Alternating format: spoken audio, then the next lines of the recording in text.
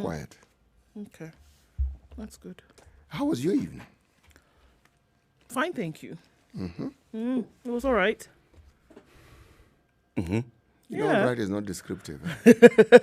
Why? It's not an adjective, it's an adjective. No, it falls in the category of the sort of response that you get when you ask people how they are. They say, we are fine.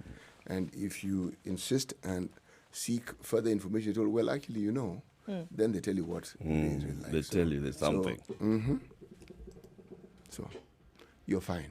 I'm You all okay with right. that? Fine. Eric, how are you? I'm fine. Oh, there you go. Okay, that's good. I'm glad. I'm very well, thank you. Good to see you both this morning. Same here. It's a Friday. It is. It feels like a Thursday. It feels like a Thursday? Why?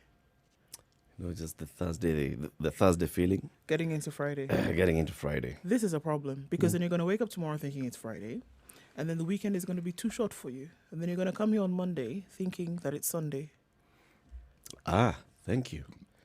So you've been forewarned. That Monday is going to be an interesting day from the quarters of Eric. Actually, it's him who's been forewarned. Just you. Oh, yes. I So have you can been understand forewarned. how you will be feeling then. Oh, goodness. Yeah. Oh, my goodness. Quite. Welcome to the show, the 16th day of October 2020. You have an interesting conversation that we're going to have today. There's a couple that has featured in a film, and this film is premiering today. It's called Softy. Now, Softy is the life and times of Boniface Mwangi in his activism career. Not career, life, yeah. It basically just chronicles his journey in activism, in pursuit for justice, in the quest for elective office. It has already won a couple of awards. So Boniface will be here. Will be telling us about this particular film and what it then represents, and then he's also his journey going forward. Today is being Friday, and like we've promised, with 2 weeks to the election in Tanzania, we will be having Tanzania Fridays, and we'll be speaking to the journalists in Tanzania to get to know what's happening, how the politics is going. The opposition is claiming violence. The main opposition candidate, Tundu Lissu, whom we spoke to last Friday, he said, well, unless some certain irreducible minimums are met, he is not going to accept the outcome of this election. And, all signs are that those irreducible minimums are just a story in his head. So, he's not going to get what he hopes to get. Then also we must have an education conversation. It's been a week since schools reopened. There's been a lot of coverage on this, what's happening. So students are already being told to prepare for a national assessment next week. It has exposed a lot of gaps here and there. How are parents, how are students, how are teachers coping, how are school heads coping? That's the conversation we must have. But there's COVID. We must not forget. So let's start there. Sure, there is. And 602 cases recorded yesterday. This is 2 down from the 604 that were recorded in the country the day before. So this also with 8 new deaths reported yesterday of people who passed on yesterday from COVID-19, taking now the country's cases to 43,143. And this is from a sample size of over 5,000. And these are the numbers that are being recorded. This is on the same day where we saw a number of things happening in the United Kingdom, in other countries in Europe. The lockdown now will be introduced in the United Kingdom because of the fact that they have seen so many cases recorded over the last couple of days. So they've reintroduced a second lockdown, and everything basically in the UK will shut down. Schools have been closed again. Children have been asked to go back home because of the high number of cases that have been recorded in the UK over the last couple of days. So even with the call to reopen schools, the Prime Minister then saw it fit, with his advice from medical experts and such, that schools should be closed because of these rising number of infections of COVID-19 in the UK. And it would look like, if this is the trend, that other countries in the Western Hemisphere, at least for now, if it doesn't spread, we'll probably follow this same trend. So even after there was a reopening, then asking for closure. And this started with the closure of public facilities, institutions, etc., and then now going back to schools to having those closed. All right. So we're looking at global numbers of 39,170,483 with 1.1 million deaths. This is the situation that we're looking at around the world. The United States, again, with the highest numbers of 8,216,315. The numbers continue to soar. And if we can look at just what was reported yesterday in the United States, we saw, excuse me, we saw yesterday 66,129 cases in the US, and unfortunately, 874 new deaths yesterday.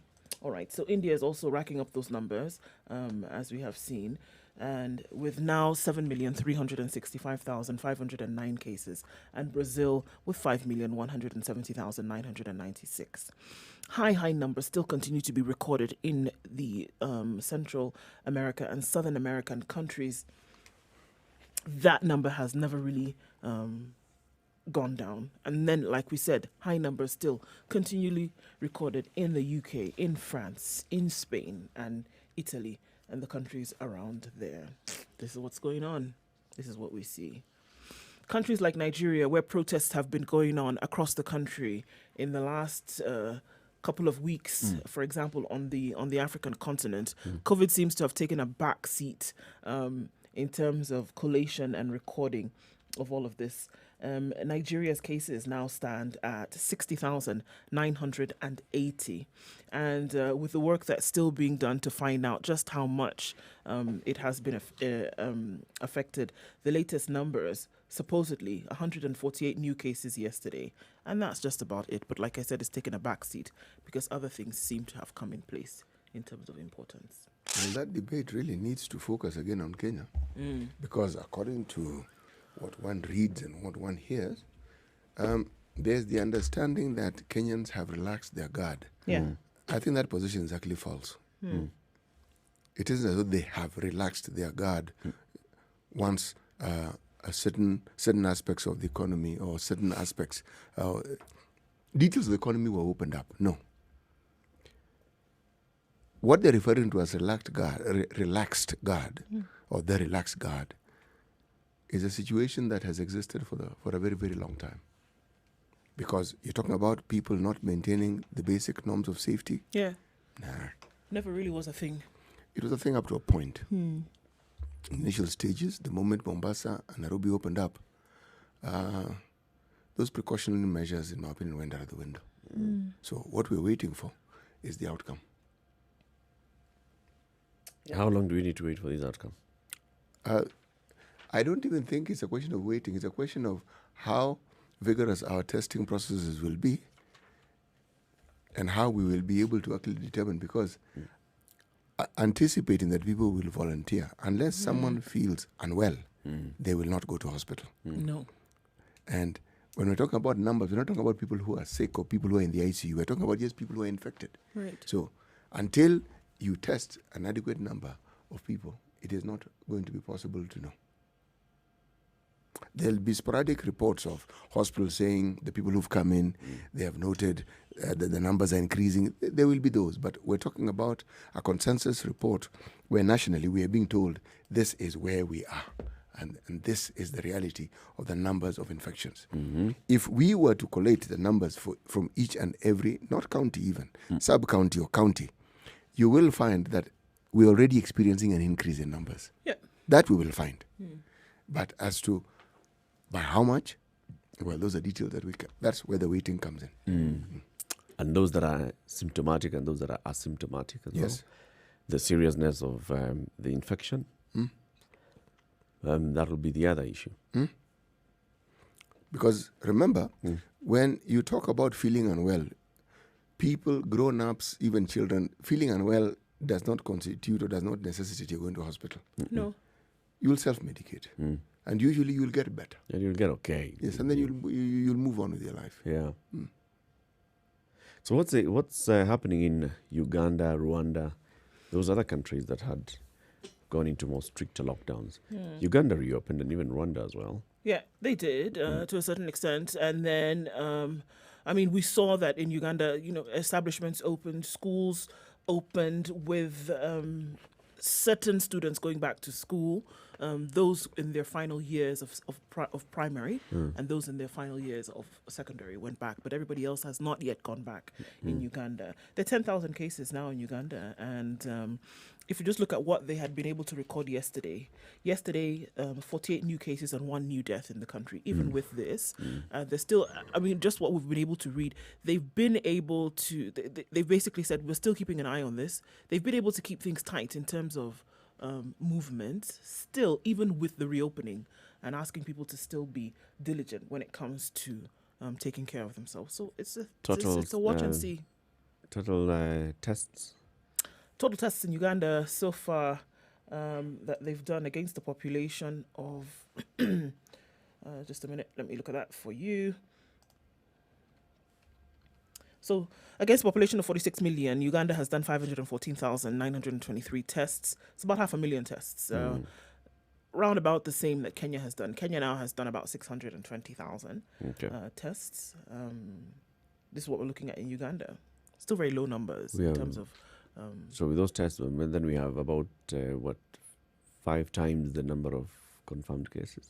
Yes.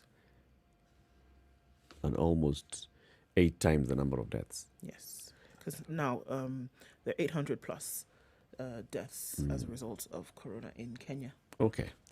Time for us to take a break at 14 minutes after 6. The Situation Room, Kenya's biggest conversation. We'll be looking at the weather shortly and also welcoming everybody on our social media handles. We are live streaming on Spice FM KE, YouTube, on Facebook, and on Twitter, and www.spicefm.co.ke. Good morning. This is the Situation Room, the only way to start your day. Spice up your life.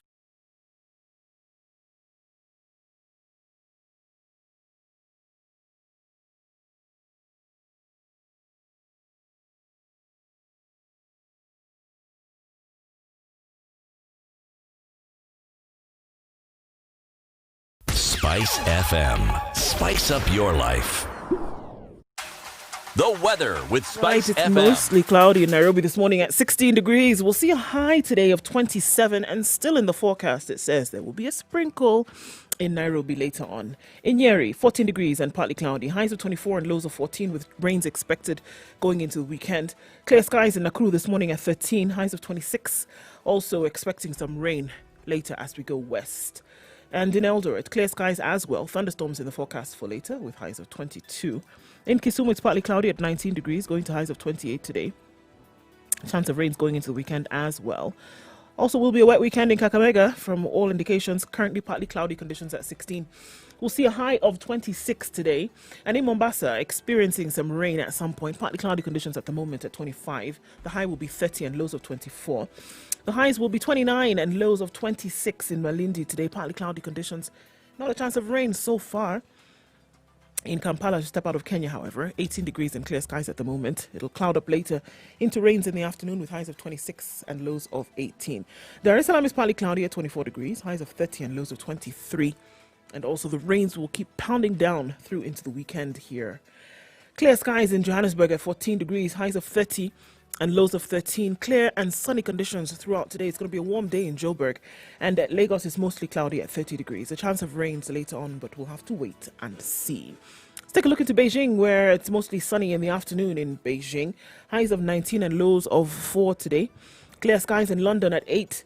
Highs of 13 and coming down to a bit chilly at 7. 9 degrees. It's a cold morning in Paris.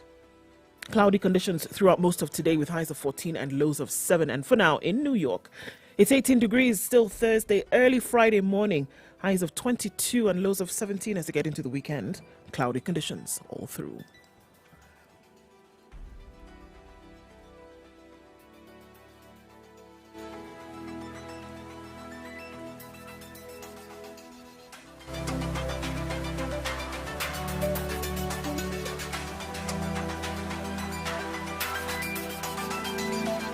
mature, intelligent talk every morning.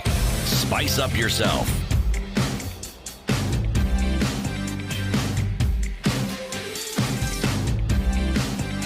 Mornings done right. 94.4 Spice FM, Nairobi. Now, let's hear today's proverb and then look at the big headlines. As we do that, Titus Umbeta says he's tuned in from Kisii. Harlan Kakai in Nairobi, good morning. Laban Tanui is in Nandi. Very good morning to you. Max Makanda of Masaba Butchery in Malakisi. Is it well locked? Have you been to Malakisi? Where is Malakisi? Good question. Max Makanda, where is Malakisi? This man spoke so confidently about Malakisi. I'm not quite sure where it is, really. I've heard of Malakisi. I have, so have I'm I. not sure where, which county is it? Yes. Masaba Butchery, Malakisi. Masaba is Gusiland. Kisii, to be precise. Malakisi? Is Malakisi in Gusiland? It should be in Western. I don't know. Okay, don't anyway. know. Max, please. Tell us where you are. Fungulia sisi your map. Tujue Malakisi iko wapi. Drop pin. Today's proverb, City. If a man wants to grow a long tooth, he should have a lip to cover it. I think so. I agree. But why? He wants to grow a long tooth. Why are you putting conditions on? He knows it's longer than the current. All right, lip so let me and change, gum size. let me change this the proverb. If a man wants to grow a long tooth, Let let him. him grow it. Yes. Eric said change the proverb. Don't like it. His Excellency doesn't like long His teeth. Excellency. And then it's Friday, please Nishidake. do You want what to grow a long tooth? Just grow a long tooth. Okay. Why should people tell you how to live at you? Oh, then now extend your lip. Why? Anyway, if someone wants to grow a long tooth, let them. Have a lip to cover it. Okay. Can't wait to hear the context of this one. Let's look at the headlines. Okay. So, Uhuru sends BBI man to New York and rewards former IEBC bosses. There was an appointment list that came out yesterday. Handshake joint. It's interesting because the words that I used to describe these individuals. Handshake Joint Secretary Martin Kimani named envoy to the United Nations. Connie Miner, Paul Kurgat, and Margaret Mwachanya given diplomatic postings to Rome, Moscow, and Islamabad. So we saw that presidential appointments took place yesterday. Some people sent to certain either vacant positions in the ambassadorship around the world on behalf of Kenya, and then some swaps made. And so... Connie Miner is a former commissioner with the IEBC, Yes. one of those three that resigned Yes. soon after the election. Now, she has been nominated for which? Deputy head of mission to Rome, Italy, where her former counterpart, Consolata Miner, she has been picked as the deputy head of mission to Rome, Italy, where her former counterpart in the commission, Margaret Mwachanya, will move to Islamabad, Pakistan, in the same capacity. Okay. Okay. And then another former commissioner, Paul Kibiwot, has been picked as deputy head of mission to Moscow, Russia. Kimani has been a key player in the drafting of the BBI report, expected to be handed over to Uhuru in the coming days. And he co-chairs the team with Paul Mwangi. Kimani is New York. Kimani is a permanent representative, yes. Yes. And he's not a deputy ambassador anywhere. He's going to be our The man in New York. Yeah, Permanent yeah. representative.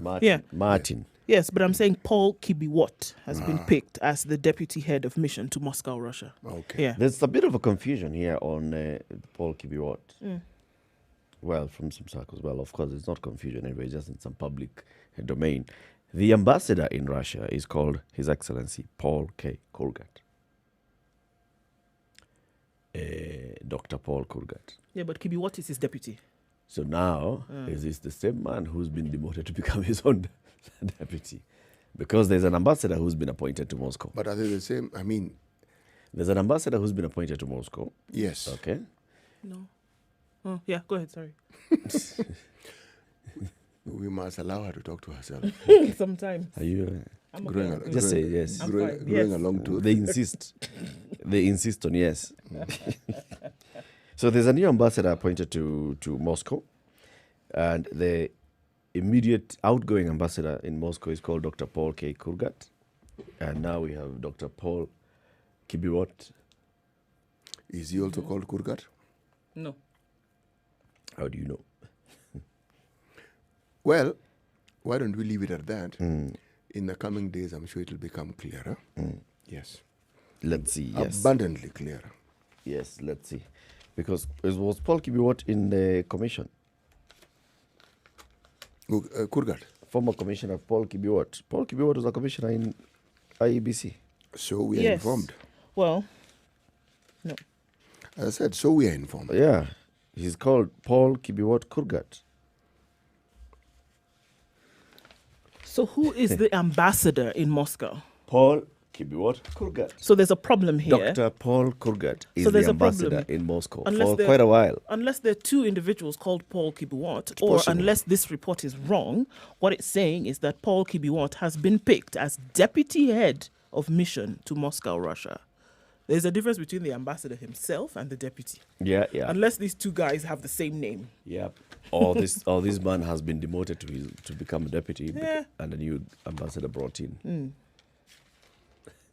With the same name. Or he's With the same basically- name, right? Or he's basically just been told, Mister, this is an opportunity for you to decline this position. Go find other things to do.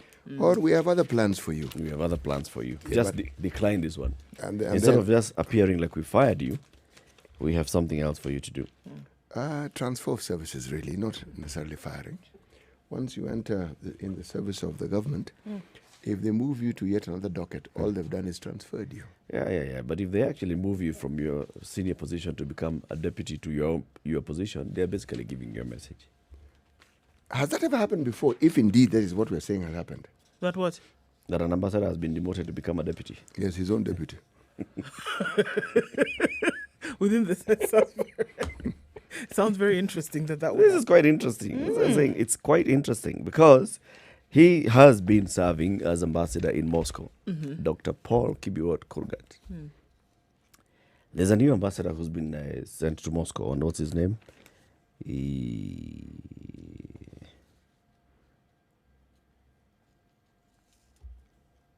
Okay. What's the Eric. name? What's the name? Anyway, Let's So, move on. we swiftly. move on. So, Yes, it will become clearer. yeah, Benson Ogutu is the new ambassador nominee to Moscow, Russia. So the ambassador has become the deputy. The ambassador becomes deputy, Okay. And a new ambassador and steps a new in. ambassador brought in. Okay. Okay. So, moving on. Uhuru plan for power weekend is what is on the front page of The Nation. Alignment. President Kenyatta is set to meet the cabinet and Deputy President William Ruto at a retreat today as he and handshake partner Raila Odinga prepare the ground for the unveiling of the Building Bridges Initiative report. On Saturday, the head of state is scheduled to meet the leadership of the Senate and the National Assembly, who will play a key role in ensuring changes proposed to the BBI sail through the two houses. So there's a lot in store for the days ahead. All right. Today, he will meet with Cabinet and President and Deputy President William Ruto at a retreat to be held at the Kenya Wildlife Service Training School in Savo West in Taita Taveta County. Experts in communication, law, and political analysis will also join the retreat at the exclusive lodge to play advisory roles.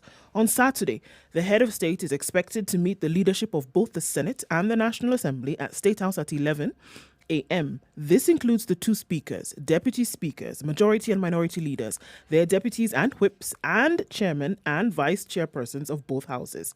A senior Senate leader yesterday told the nation that the BBI will top the agenda. The official, who sought anonymity, of course, said, "We have to be taken through it so that it passes without any hitch, unlike the revenue sharing formula that gave us a headache." Right, so the official also said that due to the sensitivity, because of the sensitivity of the issue, obviously he didn't want to be named, National Assembly Majority Leader Amos Kimunya confirmed the meeting, while Majority Chief Whip Irungo Kangata said he expected the talks to focus on how to ensure government business flows in the House without a hitch. Okay. So meeting is in Manyani? Today. Or is that the... And then the cabinet? Tomorrow at State House. Cabinet is a retreat.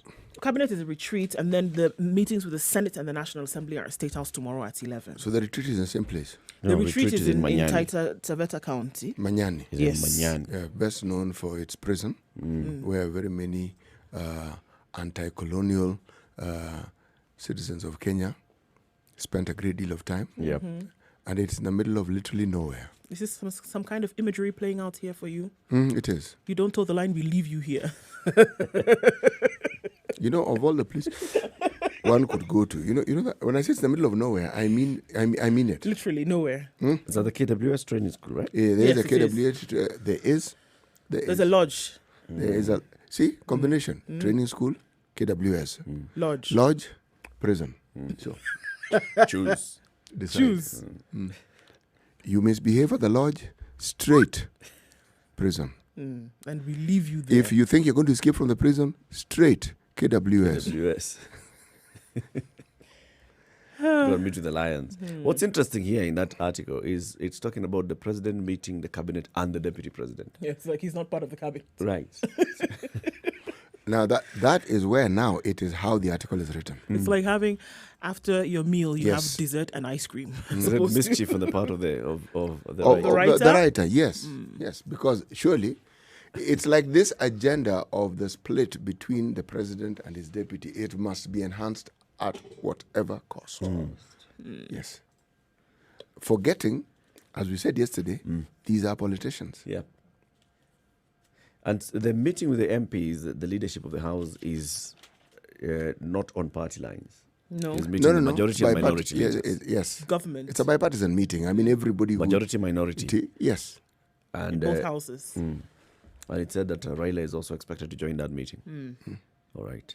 So the BBI will be presented, maybe. One thing that is clear, the BBI might be discussed. But it's going to be discussed. Okay. That's for sure. Okay. Yes. So let's take a break and look at what's happening on the roads this bright Friday morning. It's surely... It looks like noon already. She's out in all her glory, the sun. Reho Vidolo says Malakisi should be somewhere in the Bungoma or Busia border. Yes. Okay. Western Kenya. Somewhere in Bungoma or Busia border. So you just tell us where it is. Why are you being as if if it's not in Kenya, it's in Tanzania? Where is Malakisi? Well, actually, Eric, I think that one you haven't got it right. If it isn't in Kenya, it's either in Tanzania, Or Ethiopia, Uganda. Sudan, or Somalia. 6:30. Let's take a look at the roads.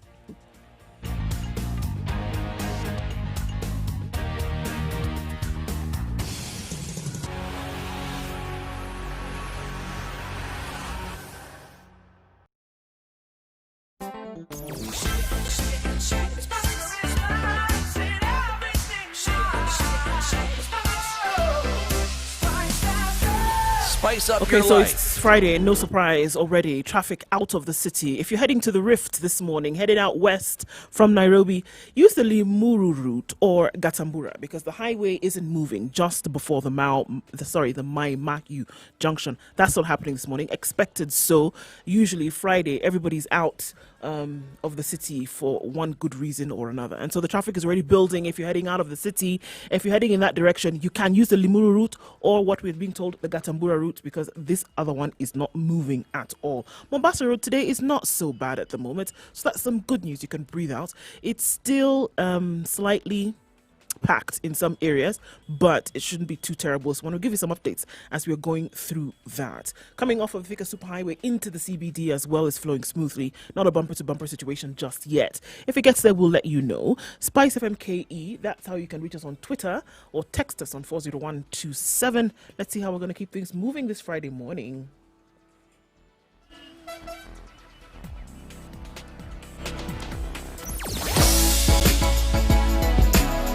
Spice and everything nice. Spice FM. Spice up your life. Mature, intelligent talk every morning. Spice up yourself.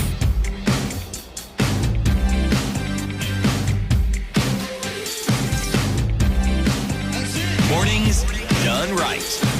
94.4 Spice FM, Nairobi. We have an answer from Kipto. What does he say? Where is Malakisi? Malakisi is in Bungoma County, near Kolania Boys, specifically, over the hill and around the corner, because that was his former high school, so he knows. Okay, so So Kolania Boys is not in Malakisi. Uh-uh. It's near Malakisi. Malakisi is in Bungoma County. Now, Malakisi is also near Kolania Boys. You see, And that was his former high school. What that means is there's a center that Called goes Malakisi. by that name. Okay, Malakisi. so the school is probably near that center. And that area around that center. It's called Malakisi. Yes. Could there be more than one Malakisi? And by the way, as you said, up and down the hill and then on the right. I mean, that road doesn't go to the left. Only the right. Only the right. Yes. The truth of the matter is, if you are in that area, it wouldn't be that difficult. Yeah.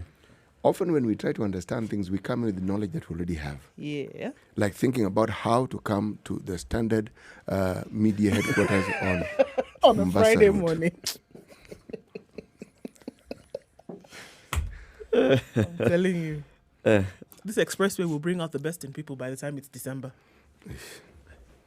You would think it's a simple, straightforward thing, isn't it?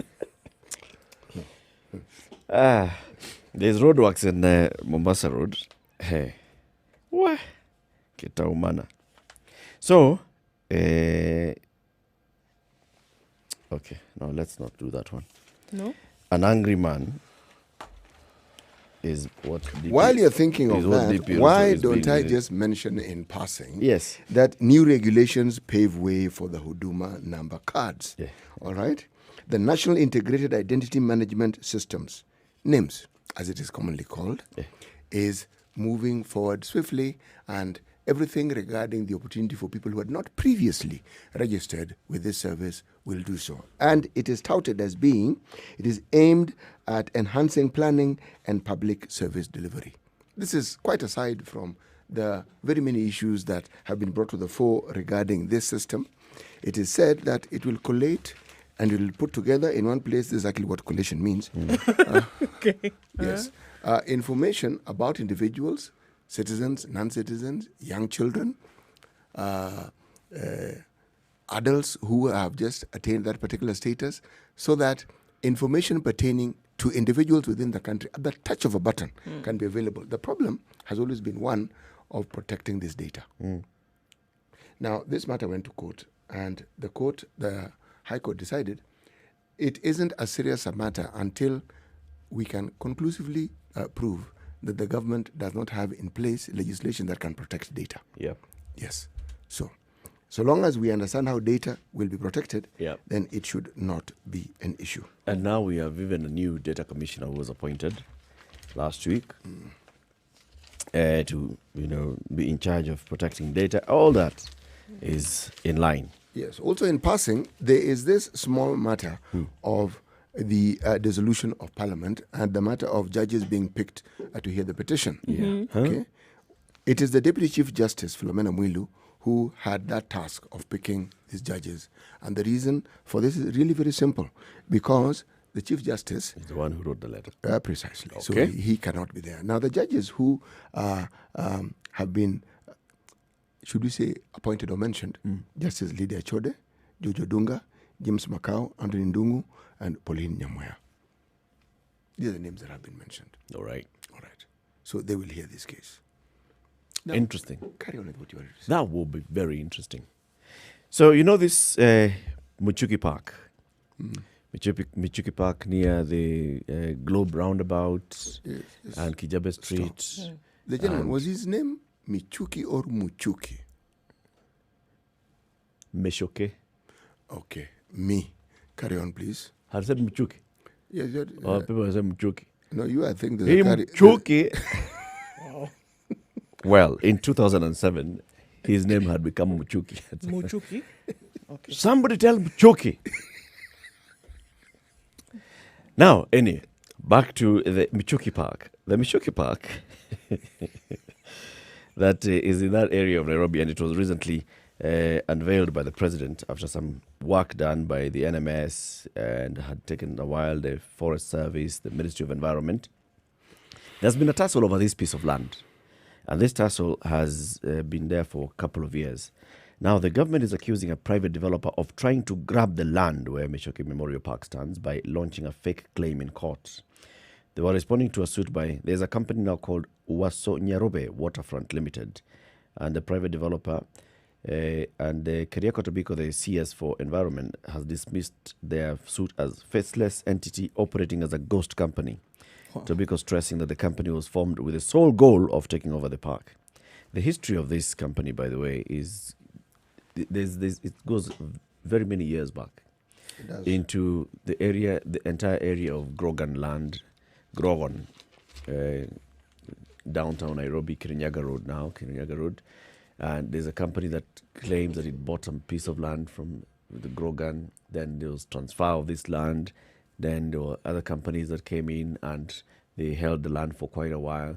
Then they came up with a plan to put a mixed development there, some residential and commercial property over very many years. The matter has even been canvassed with the Ministry of Environment over many years.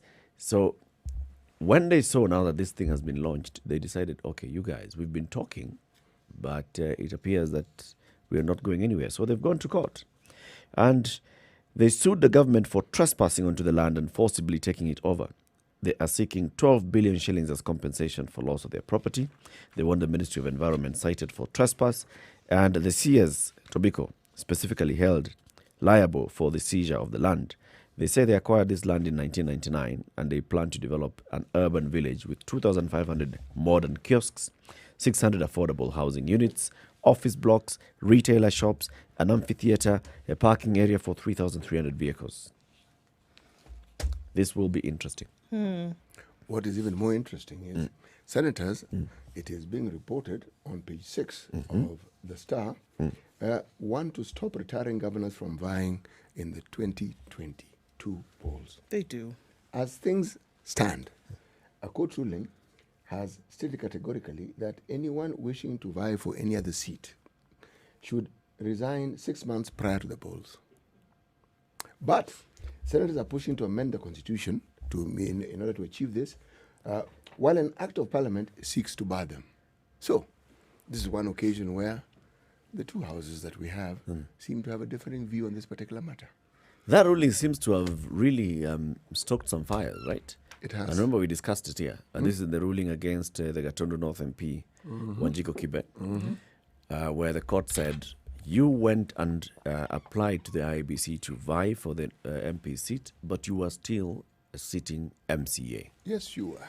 And that said, now then, if we take that, we have several others who could be affected by this, including Susan Keheka of Nakuru. She was the Speaker of the Nakuru County Assembly. Then she vied to become I'm sure a senator. there are many others. And very many others. It also now has brought in an issue where Governor Alfred Mutua has said, hey, he is opposed to that move. Because it basically says that now that he wants to vie for president, he must resign as governor at least 6 months before the election. Well, and very many others.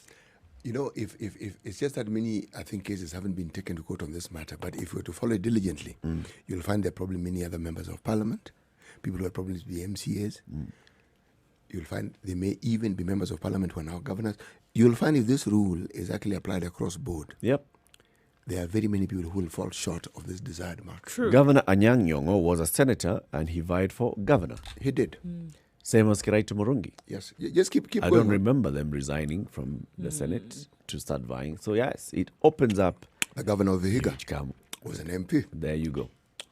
And the list can go on and on and on. It is likely very to clear on find public many. service. So if you're in public service, for example, the current Speaker of the Senate, Ken Lusaka, was a PS.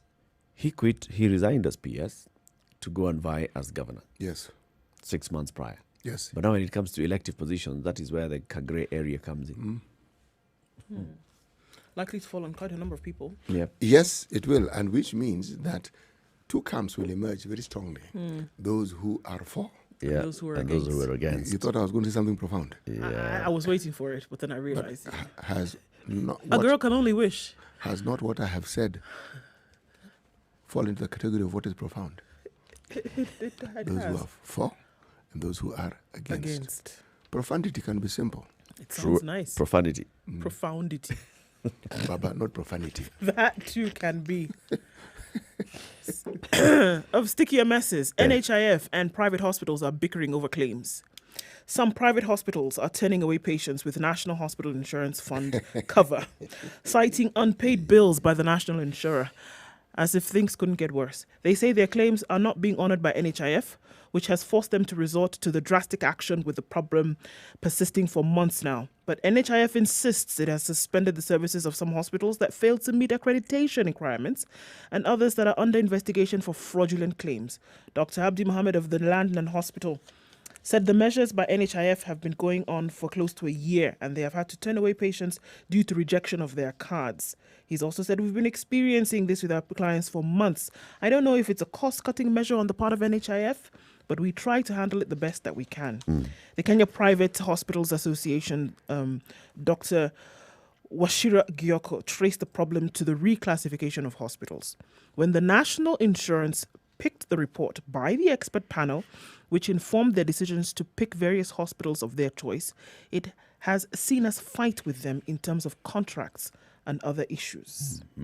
So now, the National Assembly Health Committee Chairperson Sabina Shege explained when the Kenya Medical Practitioners and Dentists Council took over the licensing and accreditation of hospitals, there had been issues with some, especially those that did not follow due process while registering. We have not received any complaints on our end. However, some hospitals did not follow what could be a pointer to their current predicament. Now, this fight, unfortunately, affects people who then walk into hospital hoping to get medical services and unfortunately are turned back. Those two institutions just, okay, so private hospitals, they know what has happened. There's a reclassification and there's how they're recognized by the NHIF. Right. This is a matter that they should deal with internally. It seems like something You that they go- can sort out very quickly. Yes, Yes. come on, people, come on. Time for us to take another break. But as we do that, it appears like Malakisi is in the Bermuda Triangle. Yeah, I guess as Steve says, he's tuned in from Agenga in, so where you scrolling? sorry. Agenga in Samia sub-county. He's in Samia sub-county in Busia County. Okay? He says Malakisi is a small market situated in Teso North sub-county, Busia County. They have a BAT company and Kolanya High School is also there. It's in Busia County and it is in Teso North sub-county. You know, Busia actually does border Bungoma. Tell us what Edwin You says. cannot be in a border. You are in one county or the other. No, I'd actually just Okay, begun sorry. my statement. sorry. And I was That- going to you, say- you don't before you come in. Daniel Osiemondiere says Malakisi is a place in Bungoma. It means gold. Edwin Okoti says Malakisi is a small trading center that sits on the border of Bungoma and Busia counties. It came into being due to tobacco farming. Specifically, it's in Bungoma County, but adjacent Kolanya School is in Busia County. Is Malakisi in Bungoma? Is Malakisi in Busia? But we Actually, know Where that is there's Malakisi? Kolanya Boys School, High School. Let me tell you something. There are towns, there are names of towns that are shared by different communities. Like how you have Busia in Uganda and you have Busia in Kenya. Yes, Voila. yes. It's Like just that Malaba as this well. happens to be a smaller geographical area. That is why perhaps it isn't being allowed to have that particular peculiarity. But the truth is this, I have never been there, so I don't know. Another Somebody please tell us. profundity. Yes. So What all, I do all we are know- hearing so far is that Malakisi is a trading center. And there's a So Kolanya just like you Boys High said, School next to it's a it. trading center. And there's a boys' school near there. And there's a boys' And school the boys' near school is there. actually a well-known boys' school. All right. Yes. Now, does the border cut across Malakisi Trading Center? Or is Malakisi in Busia? Let or me is explain. Malakisi in Eric, Bungoma? let me explain something here. This issue of borders, I think, is often, it resides very strongly in the minds of national administrators and probably now county administrators. The people who live there, that border might as well not exist. But they know where they vote. So it's very clear now. My friend, this They is where know. now the issue comes in. Is our governor the Bungoma governor or is our governor the Busia If you're at the governor? border, is what suits you. Today it can be the Bungoma. It- Tomorrow it can be the it is Busia. what suits you. It's what suits you. And to understand this, look at the wildebeest migration. You think they know they're in Kenya? Them they're eating grass. I have a and giving feeling birth. that Malakisi is clearly in one of these. It's not in both. Let me tell you So the something. somebody They- who knows, someone in Malakisi should call There are us. trading centers that can be claimed by both or can be shared by both. This is all I'm trying to tell you. It is possible and it happens. So, those from Busia may say it is there, those from Bungoma may say it is there. And remember, there's this strange thing about boundaries and borders. These boundaries and borders of ours also like changing from time to time, depending on which constituency is being carved out at what time, for what purposes, and for what reasons. So, we now know it's in Western Kenya. We have established it is near Malanya Boys. Yes. Kolanya. Did I say Kolanya or I Malanya? said Molanya. Kolanya. Yeah. And there's a forgive there's me. a trading And there's center. tobacco. Market There's something. tobacco growing. Growing there, and there's a trading center. We've established that. And let's move along. Yeah. No, someone in Malakisi, please tell us. Do you You know, belong Eric's to not gonna Busia let this or one go to Bungoma? rest. Eric is stuck They on got that to one. know. Can't be in the Bermuda Triangle. But we know where the Bermuda Triangle is. It is, eh? We do. Yes. The geographical area is known. Yes. That's why it has the name Bermuda Triangle. It's in Bermuda. It's near Bermuda. 11 minutes to 7. This is Kenya's biggest conversation. Time for a break.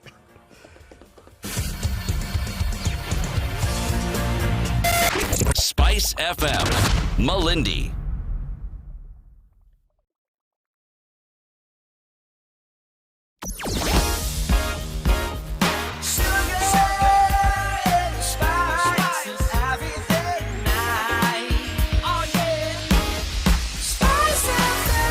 Spice up your life. Mature, intelligent talk every morning.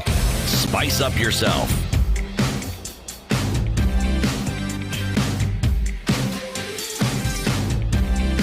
So remember, there's a new product by the new KCC, and this is the Gold Crown lactose-free milk with the new KCC. This is very good for people who are lactose intolerant because they have removed this sugar called lactose from the milk and ensured that now that your body is not able to produce this enzyme called lactase, then it's going to be safe for you to consume this particular milk. Like we said yesterday, it can be consumed by everybody, even those who are okay with lactose. It's not ati dawa ya watu wa maziwa. No, it's free for everyone, but very, very good solution now for people who are lactose intolerant. Right. We'll be speaking to an expert on gastrology later this morning. But here's the thing. This particular Gold Crown lactose-free milk is apparently slightly sweeter than the ordinary milk. And this is because of why, City? I don't know really. Because I have not only read about it, but I've experienced the same. So I'm not sure whether it is my taste buds. Because I had to taste this milk. Yep. It actually does taste. Sweeter. Not only that, it tastes creamier. You know, if you've drunk There's milk. an answer to that. Yes, if you've drunk milk that comes, well, all milk comes from, what I'm trying to say is it's milked that morning, it's boiled, it's cooled. The taste that you get from that particular milk is the same sort of taste that I have experienced with With this. the lactose. Yes, now it may be that my taste buds have been affected by chronology. There's that little detail, but it does taste sweeter. So it's You like know, fresh what from the makes cow. this milk lactose-free is because what KCC has done is they have gone ahead to break down the lactose sugar Yes. in that milk. So breaking down the lactose in the milk means that the glucose taste stands out. So when you break it down, the taste stands out. Yep. You've broken down that lactose in the milk, and now the glucose taste stands out. So it tastes sweeter because that sugar has been broken down. So thinking about it purely as a layman, broken down means it's now in smaller fragments, and so it can spread more in the milk. All right. That doesn't sound like a very scientific explanation, but it does taste sweeter. There you go. We'll be awarding some 2 winners today, but we will do that when we hear from the expert who calls in, and then we'll decide what's the question to ask then out of the conversation with our expert. Keep it right here. Edwin Okoti has even dropped in a map and said, there you go. Sorting out your problem today, Eric. Okay. It's okay. So another story here. There's a very, very interesting story that is in the Nation. Let me just get it. There's a gentleman called Kovalenko Henadi. Kovalenko Henadi is a Ukrainian person. He had hoped to make billions of shillings from exporting 350 kilograms of gold mined in the DRC. Then that gold vanished in Nairobi, while at the hands of a security company that he had entrusted the gold to export to a refinery in Dubai. Long and short of this story is that this gentleman has now taken this case to court. But this is what happened. It shows that Mr. Henadi had paid for the gold in Uganda, and it was authenticated by the Department of Mines and Geology in Nairobi before it was airlifted into the hands of 2 Kenyan companies. One company is called AfriSolutions Limited, which was to handle the clearing, and Bricks Security, which was to secure the gold at a strong room in Kileleshwa. In total, this gentleman had parted with a paltry 900 million shillings to brokers and traders, and he was to make a windfall of hundreds of millions more until the gold disappeared. What happened? So he was introduced to the trade by an acquaintance called Jinot Bokwete. He bought the gold nuggets from a Ugandan company identified as Dam Gemstones Exports Limited. Trouble started when the Uganda company failed to ship the consignment to Dubai because the Ukrainian had not applied for what they were calling a non-criminal certificate. So they told him there's something that you need. There's something called a non-criminal certificate. Okay, to get that, he was told just pay some 65 million shillings. Oh, okay. He paid 65 million shillings to the Ugandan man named John Gatete. Still, the consignment was never sent to Dubai despite paying. Due to the delay in the shipment, he was told some of these certificates had now expired. He was told to pay an extra 38 million shillings. He hired a private jet 3 times for his contracts to fly the shipment. Nothing. Soon, the contact, Jean Bokwete, was apparently arrested in Entebbe, Uganda for money laundering. And now they told him, for us to secure the release of Mr. John Bokwete, can you send us some cash? Just small money to sort out. How much? 11 million. Okay, he sent just 11 small million. running around money. It's small running. So far he has done 65 million. Then 38 million. 38 million. Now 11 million to have the man released. This is the time that he was advised by Bokwete to fly the consignment to Kenya because Kenya is friendlier. Bokwete introduced the Ukrainian to the Nairobi company, AfriSolutions Limited. And after the gold was brought to Nairobi, it was tested again. He was told, look, just to confirm that this is your pure gold. It was tested and it was found to be pure. He was told that he'd be issued with a certificate at no cost, and he left to Ukraine together with his business partner. He tells the court that on reaching Ukraine, this gentleman, one of the directors of AfriSolutions called Joseph Kimo, who is also being sued in court, sent him a message saying they require 100 million shillings for the certificate. The same certificate which had Which cost... you paid You see, now 65 this million. one is in Kenya. That was Uganda issues. And it was in Uganda shillings. Shillings of Kenya shillings, equivalents. 65 We're talking million. about equivalents of Kenya shillings. All these shilling matters are equivalent. Kenya shillings equivalents. 100 million shillings so that you can get the certificate. He was told then an extra 30 million shillings, and then the consignment will be shipped in Sorry. 3 days. What's the value? Where is this consignment? Just wait. What is the value of this gold? The value. Do they mention it? Yes. They don't mention the value. He was expecting to make Must some be something serious, if you're willing to fork some out 100 serious million cash. shillings every now and then. It is 350 kilos of pure gold. Or more small thing. Sorry, where is this gold? By this time, Is it gold Dubai? left Uganda, gold came to Kenya. He was shown the gold. Then he was told, let's pick some samples, all right? Let's test. See? Pure gold. Very good. It is authentic gold. This is not fake gold, my brother. Pure gold. So now let's take it in that strong room, which is run by this security company. And these guys called Off Resolutions are going to deal with them. To move gold within Kenya, 100 million. Certificate. No, this is just for Certificate to to get a move it in, certificate. and it's already here. No, for you to ship it out. You see, we need to ship it out to Dubai. The end goal of this gentleman is to get his gold to Dubai, to a refinery in Dubai. Okay. So he nice. pays 100 million. Okay? Then he's told another 30 million and the consignment will be shipped within 3 days. These guys flew back to Nairobi and paid more money, 12 million shillings, and they were allowed to take samples of the nuggets for testing. Do you want to go with some of, just kidogo of it to go and test? No. 12 million.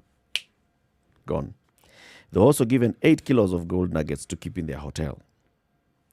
So they were told, Sawa, you've paid 8 million, just take these 8 kilos, go with it to your hotel. That night, in their hotel, police raid.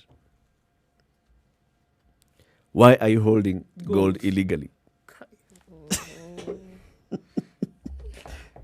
Kenya. So after this, they realized they could have been defrauded. Really? Only after this? Only after the police show up in your hotel is when you think, hold on a minute, is there a problem? Buana.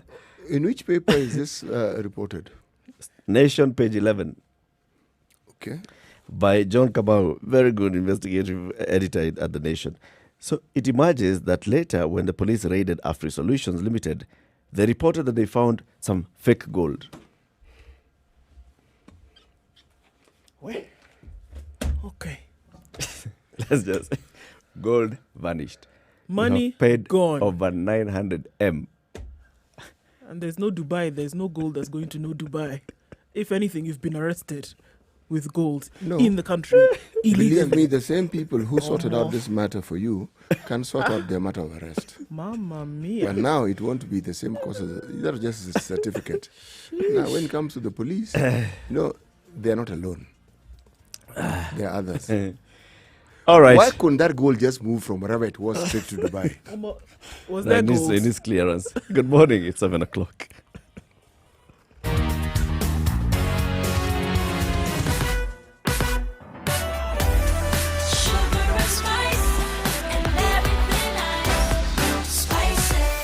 Spice up your life. Spice FM, Nakuru.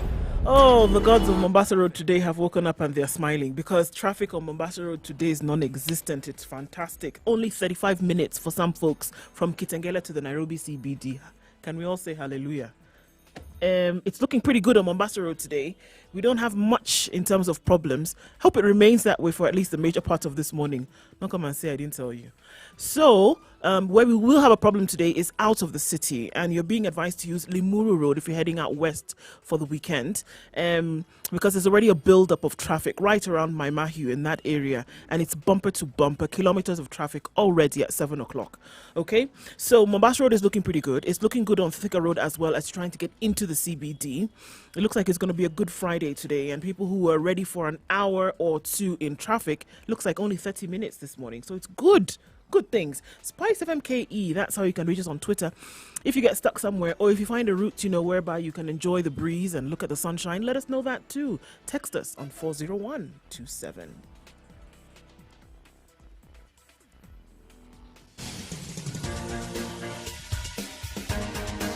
This is The Situation Room, the home of hard-hitting political commentary and penetrating insights about the state of the nation. This is a talk radio experience like no other. The Situation Room, a place for hard truths, debates, and elevated conversations. The Situation Room, witty, political, engaging, deep, controversial. In the room, we have C.T. Muga, researcher, academic, seasoned political observer, a fountain of wisdom in these politically uncertain times. Ndu Oko, Nigerian by birth, Kenyan by choice, communications expert, Pan-Africanist, a truth seeker and believer in people power, and Eric Latin, agent provocateur, the man in the chair, seasoned journalist, news hound, a man who believes in punching up, not down.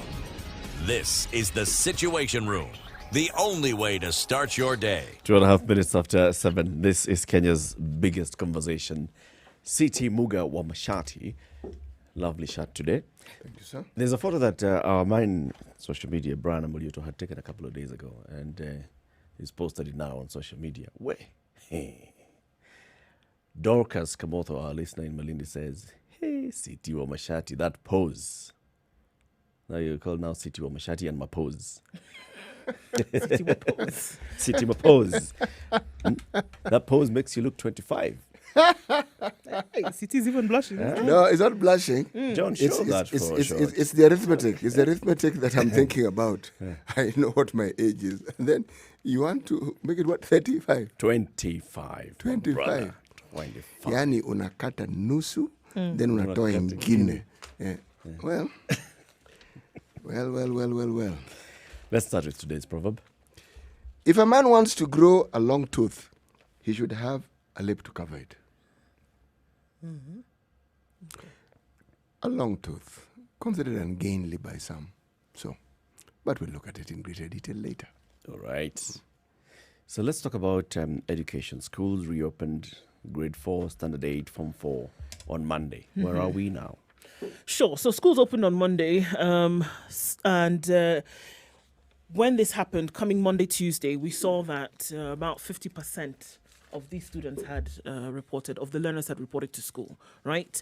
It was that 90% of the form 4, of the grade, of the class 8 students had reported, about 50% of grade 4, and then about 43% of class 8, of form 4, had reported across the country. And then still citing many, many issues, and still continues to be those issues when we come to Friday, whereby many are reporting that still they don't have running water, they don't have access to the protective materials such as masks.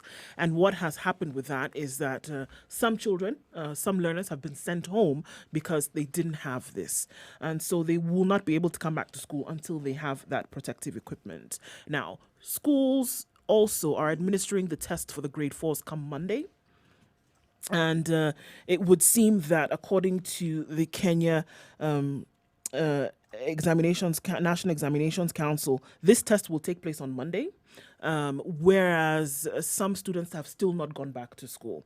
And it still continues to pose a problem. Many parents are still saying they will not send their children back to school because either one, they cannot afford it, or two, they are still worried about their children contracting COVID-19. And not comfortable that schools have put in adequate measures to go ahead and mitigate against any kind of infection. Now, we've got to look at it that many schools were not ready. Many schools did not do what was necessary to have been done to bring students back to school. But it seems as if this ball has just been rolling down the hill and continues to roll. Everybody just has continued doing what they started doing on Monday. Things have not gotten any better. Neither have they improved. We also saw some interesting pictures coming out of different parts of the country where we had children sitting on the floor to maintain social distancing, whereby there were not enough desks. So it seems that there are many gaps. And if these are all being used to then fuel the decision as to whether other classes then will open and send children back to school in the coming weeks, it would seem that there's a pretty daunting image that is being painted right now in terms of what would actually happen. It doesn't bode well either, because now there, again, as of yesterday and the day before, still a number of parents with the rising cases of COVID infections in the country, 604 the day before yesterday, 602 yesterday, and they're saying, you see, we have more cases coming into the country. Why then would I, in my right mind, send my child back to school? So if we look at the situation, schools opened on Monday. Learning has resumed. Some schools seem to have a good handle on it. A lot of schools seem to just, are going with the flow, regardless of, whatever that flow is, are going with it. And then others are still, and we do have a number of schools that did close and have not opened until date, and quite a number of parents who have not been able to send their children back to school for many reasons. The debate continues, whereby the CS Ministry of Health did ask school heads and principals, private institutions as well, to take into consideration the fact that some parents would not be able to pay school fees. And then we had the rebuttal from schools 2 days after that, when they said, you know what, that sounds great, but then we have some parents who are coming with nothing. What are we supposed to do? It continues to be an issue, and one that cannot be ignored, because some children have been sent back home because of school fees. And with this test coming up on Monday, they're really wondering what they're going to do. But the situation that it was not planned for properly, we went into this term, and it seems as if we're just going along with it. Whatever comes, we go along with it, and hopefully it snowballs into positive results. That's what it looks like. Doesn't sound too exciting or too encouraging, but that's the situation. It is a situation, and I think the sooner we accept the situation for what it is, the sooner we'll be able to come up with realistic solutions. So, what are the pillars of this reality that we are facing? One, the ministry seems to be in a gridlock. 2, many parents don't seem to know what to do, simply because the circumstances that made it possible for them to enable their children to go to school have changed, some irreversibly. Or they don't exist anymore. Exactly. 3, there is a health problem that COVID presents. Okay.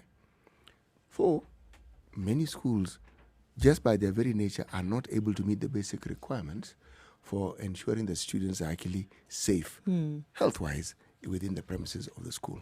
Right. Now, there may be other realities that I haven't mentioned, but for me, those 4 stand out. Yeah.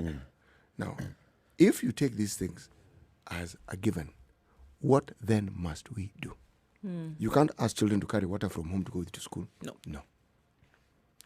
The matter of the face mask, that one seems to be an issue that many people consider to be a non-issue. Schools within town, schools that house the sort of students whose parents have means, will come to school with masks. Okay? But, talking of solutions, the Business Daily reported yesterday that Equity Bank has come up with a package. This package they arrived at after coming to an understanding with those who manage the Private Schools Association. Monies that can help either kickstart some of these private schools back into the operation that they had before, or those that seem to have been unable. So when we spoke to one, Mr. It was Ndoro, right? Yes, Mr. Ndoro. Yes, he mentioned that such an arrangement was there. Now, yesterday, Equity Bank came out clearly and said, yes, they do have such an arrangement, and they want to help schools come up. But it's specific. Now, the details of what it is that because you must have a minimum criteria for actually accessing this. Yeah, those details were not very clear. Yes. I'm not saying they were not mentioned, I'm just saying they're not very clear. Because until and unless people have tried to access it and then have accessed it, this SS, it may not be very easy to understand how effective this clearly lovely program will actually work out. One other reality, though, is that there are very many learners who've gone back to school. Yes, it's a reality. Yeah. And the number of learners who reported to school on Monday versus those that are reporting to school this morning on Friday has increased. Increased, for sure. It keeps increasing. So it keeps increasing. And then the other reality is that the learners themselves many of them are pretty excited at going back to school. Yes. At whatever is happening in school. The other reality, even from Spot Check, in all these reports, and even talking to people who have learners going back to school, they'll tell you these kids are playing. The issue of saying that we're going to reduce the number of the social distancing and all that activities that require contact, that is not an issue at all when they get to school. They're playing as normal. They're doing everything as normal. So some of those realities are there. So as we look at going forward, we must then, just like City, you're saying, we must accept the reality that we are where we are. Schools have reopened. Learners are going back to school. Children will be children, especially those in grade 4 will, at very many occasions forget about the face mask. Or even if they remember, sometimes they'll come and say, I dropped the face mask at some point. I had to go and look for it. There'll be all those cases. Reality of things. And reality of things is that people are sending the kids back to school. So now what do we do? How do we then ensure that as kids are going to school and this learning is happening, then we can support them the best way we can? Because I'm getting to a point where we have had this conversation and, many people have come and expressed opposition to the reopening of schools. Many have said no, and then there are those very many who have said, open schools. Let the children go back to school. After all, they're here at home. They're playing with their peers in the village, in the estates. They're playing with their peers. So let them go back to school. Learning is starting. Assessment is happening, and the assessment here is just to see where you are vis-a-vis where we left you. And also it is exposing quite some huge inequalities. If you talk about those schools that are near the lakes that have now swollen, those schools are submerged, so kids have gone to neighboring schools. Those schools are now crowded. If you talk about, like you said, those in the urban areas or those who come from families that are able to afford a face mask, a new face mask every day, even if you come back home without a face mask, tomorrow you'll go with a new face mask. There are those many schools where children don't even know where they can get a face mask from. So these inequalities are emerging. This is where we are. And the inequality is actually a reality of what we now face. And in fact, that inequality has actually increased. It's one of the things that COVID has definitely done. It has increased the visibility or the optics of that inequality, where people who previously thought that they were able to do certain things now are clearly unable to do so. And of course, with children going back to school, that particular difference, it becomes even more obvious. It's patently obvious. It's glaringly so. Now, we are in a situation which is akin to a death struggle here, because it is important that children go back to school. It is important that a solution is found outside the boundaries of the normal solutions that we normally prefer in such situations. It's called lateral thinking. Forget this. You see, in the absence of a solution that can actually be worked on, edicts are thrown at parents or the citizenry. You must do this, you must do this. Okay, fine, we must. But let's tamper this with a little reality of what else we should be able to do. Now, remember when we're talking about keeping employees at the workplace, we said the government has a very important role and this is something they can do. Now, this is a catch-22 for the government. The government wants to raise revenue to ensure that its activities continue. Yeah. At the same time, the government needs to encourage its people to go back to work. And the government can do this because the government has the tools to ensure, whether it's a rebate, whether it's reducing taxes, whether it's giving people a tax holiday, whatever it is, there is a great deal the government can do. And it's the same thing the government can do for schools. Now, unfortunately, in the two instances where the government has declared that they have put out money to help, say, for instance, the service industry, schools, to fight off the menace that has come with COVID, the one consistent reality is that many people don't seem to have either experienced the influx of this money. So the changes that were thought would come about are not coming about as fast and as furiously as they could. Anticipated. Yes. And this is something that only the government can do. There are things that the citizenry can do. There are things that owners of schools can do, managers of schools can do, but there are certain things that only the government can do. So, if this is to be achieved, if the government is seen to do what it can do, and it's clear, it's being done, and you can experience it, when you call upon the others to do their bit, it then becomes easier. But somebody's got to start and do it. And all of us, yes, everyone must do their bit. Yeah. But to expect that one group will do their bit and the other doesn't quite meet them halfway or a quarter way or a third way, it won't work. It's not going to work. No. And the thing is, we can say that, you get back into the school system, everybody goes back to school. But what you're going to have is that you're going to have a disjointed, depressed system. It's not going to be functioning in the manner in which it's going to function. And we must look at this, if possible, aside of COVID. If possible, through this. I mean, I know the situation in which we are in now, especially as concerns schooling. has been COVID has played a major role in getting us where we are right now, right? School out for 7 months, etc.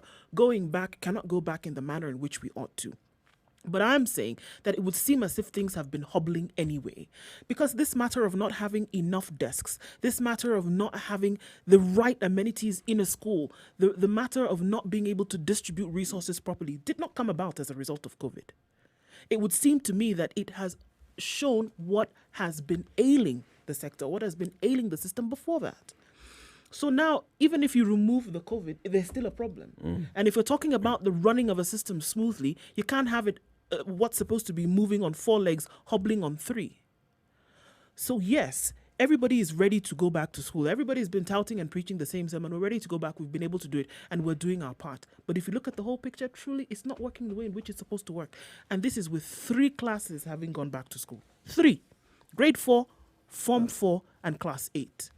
Now, it has been said that you want to add in the rest of the classes to this entire mix. And I shudder to think about what is going to happen when that comes about. I really do. Because the answer is very simple, and we've said this here very many times. You're on your own. It's as basic as that. When you talk about all these things, are private schools, are schools being supported?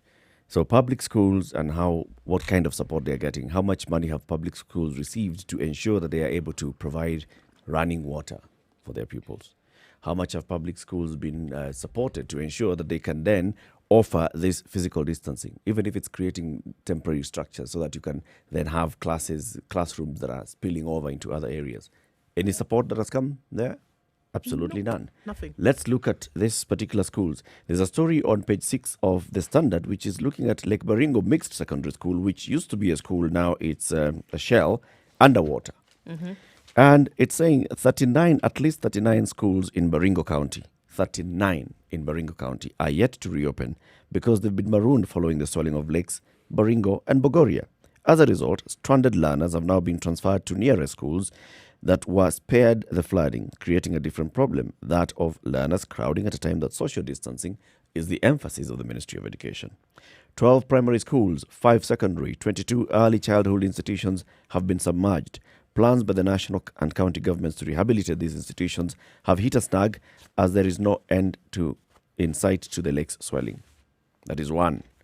Another one, in The Nation, page 7, it talks about schools reopening exposing country's huge inequality gap.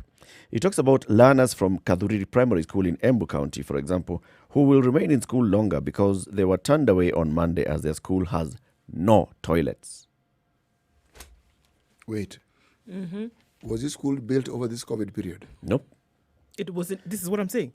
It was in existence before. There were toilets in very many of these, and you've seen in the reports, there are toilets. And then over this 10 months or so, these toilets have basically just become dilapidated. They were poor pit latrines. Those poor pit latrines have now even become... They've just gone into complete disuse. Complete disuse. And then we cannot therefore say that there are toilets. They are completely unsafe for use by young learners. Which means they were unsafe even before. Yes. So this school in Embu, the learners were turned away because they were told, guys, we don't have toilets. Just go back home. When I say you're on your own, this is what I mean. There's a director of education in this sub-county, in this county, who during this time was earning a salary, who during this time was not expected to be on leave, right? What was it that they were doing to ensure that these schools remain in proper condition, with even the school heads? So when the issue of reopening starts now being mulled by the ministry headquarters, you're already thinking, all right, now the schools in my area, how safe are they? What have you done? You're talking about the government doing anything? We're on your own. So we have opened. Now that's why I said these are our realities. What are we going to do to live with these realities?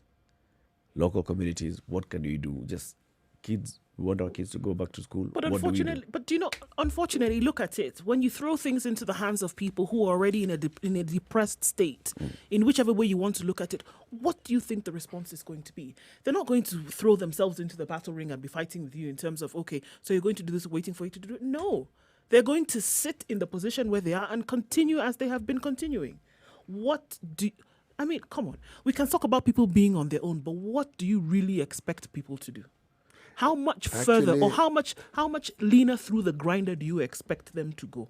Just more. When it has already gotten them to the point whereby they say, okay, we really don't know how we're going to do anything about this. But by virtue of the fact that you've told us to come back to school, we are going to come. And then on top of that, we can't. So when you say on your own, then let me be on my own in my house. Facilitate your child's learning, because that is one thing that you want to make sure that you're doing. You want to make sure that your child is learning. Your child is going to school, right? As a parent, you have a personal responsibility. And it's a high responsibility. So even if you say that, let's stay at home, you, at the back of your mind, you know that what is happening to this child is that they're missing out on an education, and you want them to have an education. If you want to look at this discussion and discuss it as broadly as you possibly can, the question that you ask yourself, let's go back a little into history and talk about unemployment. Because we are blaming unemployment or lack of opportunity for the inability of many parents to be able to meet the needs that their households have, isn't it? Yeah. Now, one of the things that has been documented by those who study these things, whether they're sociologists, whether they're anthropologists, whether they're economists, is that one of the patent and obvious outcomes of corruption is this. It eats into the possibilities of opportunity. So money that could have gone on to do certain things that would guarantee an activation or a propagation of economic activity is actually killed because that money never actually ever gets there. It ends up in the hands of a few people. So the opportunity, forget the money, the opportunity is what suffers real death, because in the absence of opportunity, this thing that we're discussing here becomes not just a reality that is passing away, but it becomes a constant reality. So that poverty becomes entrenched as a norm. It shouldn't be. This is the thing. It should not be. Yeah. Because you're not talking about people who are unable to work, people who don't have the skills, people who don't have the willingness to work. No. You're talking about opportunities being denied them. Now, this is the real problem. Now, if the government is accustomed to talking about opportunities, the billions, I have to get these figures right, that were put into the service industry and given to public schools, if that money actually saw the light of day, in my mind, that would be an opportunity. Meaning what? If schools have money, vendors, people who supply the school with all sorts of things, also have money. Precisely. These people are just ordinary citizens like everybody else. They also have children. And you'll find usually they have a relationship with that school. That is why they're even able to have that business relationship with the school. Now, you say this discussion cannot go on further. Actually, I would argue that this discussion has just begun. No, I think absolutely it can go further. Absolutely. It has just begun because It has just begun. Time for us to take a break at 25 minutes after 7. This is a Situation Room. It's Kenya's biggest conversation, broadcasting on Spice FM, on KTN Home and online. We're to take a look at the weather and the roads, and then we'll be back. And we want you to also participate and tell us how the experience has been for the learners and the parents and also the teachers in this first week of schools reopening. What is happening on the ground? What's the situation on the ground? 0719-012-600 or 40127. Good morning. This is the Situation Room, the only way to start your day. Spice 24/7 around the world, non-stop. This is Spice FM. Mimi siwezi kunywa chai kama haina maziwa. Hiyo si chai hata. So when it started giving me stomach problems, nilijikaza tu. But my wife realized I was struggling and decided to get me some alternatives. My friend, I tried all those plant-based substitutes. Name them. Let me tell you, there is nothing that tastes as good as real cow's milk. So when I heard Gold Crown has lactose-free version of the real thing, I had to try. I was amazed. It is real cow's milk, kweli kweli, but without any of the discomfort. Asante Gold Crown. Try Gold Crown lactose-free milk today to enjoy the richness of all-natural milk without the discomfort of indigestion. 100% cow's milk, 100% lactose-free. Easy to digest. Classic soul, R&B, smooth jazz, neo soul, and nostalgic ballads. Make some noise. You're listening to Spice FM. slightly overcast in some parts of the city today at this time. Partly cloudy conditions will go through most of the morning into rainy conditions later, highs of 27. Nyeri experiencing light rain showers this morning at 15, going to highs of 25. Nakuru, clear skies and sunny conditions at 14, going to highs of 25 with a chance of rains later. It's mostly cloudy in Eldoret at 14, going to highs of 22. 28 will be the high in Kisumu with some rains expected going into the weekend. And Kakamega looks like a wet weekend as well with thunderstorms and rain all about, highs of 25 and lows of 26. It's mostly cloudy in Mombasa at 26 degrees, going to highs of 30 with a chance of showers later on. It looks like partly cloudy conditions in Malindi at 27 degrees, highs of 29 and lows of 25. It's mostly sunny in Kampala at 18 degrees, highs of 25. Dar es Salaam now is foggy this morning at 24, going to highs of 30 and a chance of rains later on. Johannesburg is mostly sunny this morning at 15. The high will be 30 and lows of 14 and sunny conditions all through into the weekend. It's mostly cloudy at the moment in Lagos at 30. 30 will be the high and lows of 23.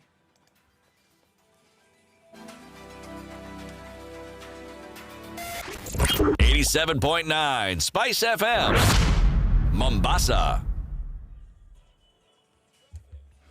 Okay, guys, Traffic. things seem to have slowed down a little bit on Thika Road. Utali towards Muthaiga, moving slowly. It's not moving too slowly, but it's moving all the same. Outer Ring this morning also is having a few problems here and there, a bit of a clog up around that area, but it shouldn't be too bad as it gets you either towards the city or in the opposite direction. Mombasa Road behaving swimmingly well this morning, not too much in terms of drama when it comes to traffic. Unless that has changed over the last half hour, let us know. But it looks like everybody's having a good time on Mombasa Road. Where you will not be having a jolly old time this morning is outskirts of the city. As you headed west, my Mahu, that road is backed up for kilometers. 'Tis Friday, everybody's moving out of the city for the weekend. You can use Limuru Road, however. You shouldn't have too much of a problem getting out that way. But just to let you know that is what lies ahead.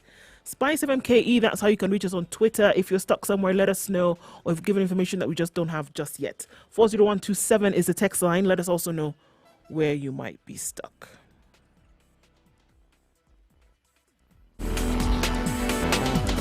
Classic soul, R&B, smooth jazz, neo soul, and nostalgic ballads. Make some noise. Yeah. You're listening to Spice FM. Mature, intelligent talk every morning. Spice up yourself.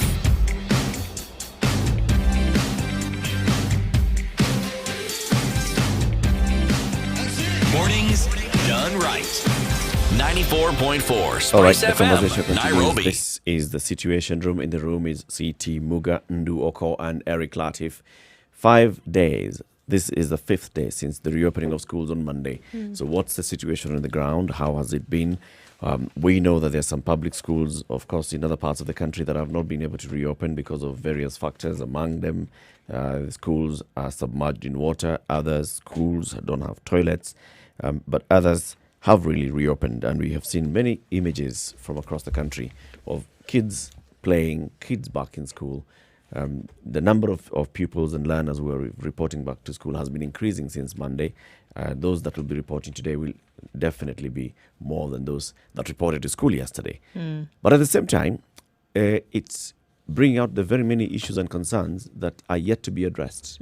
Concerns about safety, concerns about the management of the schools and the learners in that school environment, with the complete reality or understanding that we still have COVID-19 spreading in the community.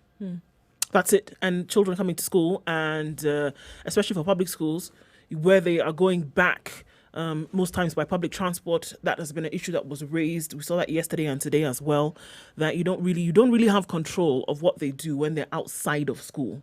And this is another issue. We can't forget what the Ministry of Health said a couple of days ago, whereby we see rising cases, that also in tandem with the Ministry of Health, that they should not shy away from the possibility of schools being closed again. Even after the reopening has occurred, because of the rising cases that have been seen.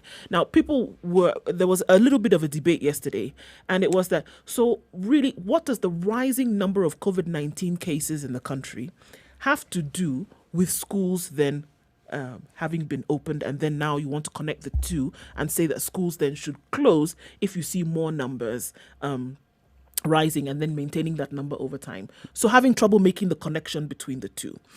It also was on the same day where this new report came out where it said that children are actually super spreaders of infection. It could be information that we knew before, but then looking at COVID and its makeup, saying that children in specific spaces over a prolonged period of time actually are super spreaders by virtue of the fact that them being in one place. I mean, Eric talked about the fact that everybody's playing as normal. Yep. You're not going to stop people from being in the playground. The same way you can't control that when children are playing together is the same way you cannot control their movements when they leave school. You don't know where they're going. You don't know who they've come in contact with. You don't know where they were when they were on the transport going back home and coming to school, such and such. All right. So these are the measures that now are being asked to take care of and look at and say, you know what?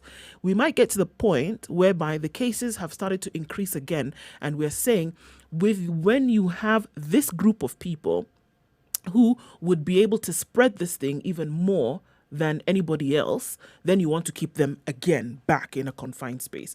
So looking at the connection between that, it is a reality. It is something that we've been forewarned about that could happen. We've seen this happen in other countries, and even with the announcements that we've seen coming out of the UK and France and such yesterday. Okay, I mean, one would say yes, there are many more cases in those countries, but the principle remains the same.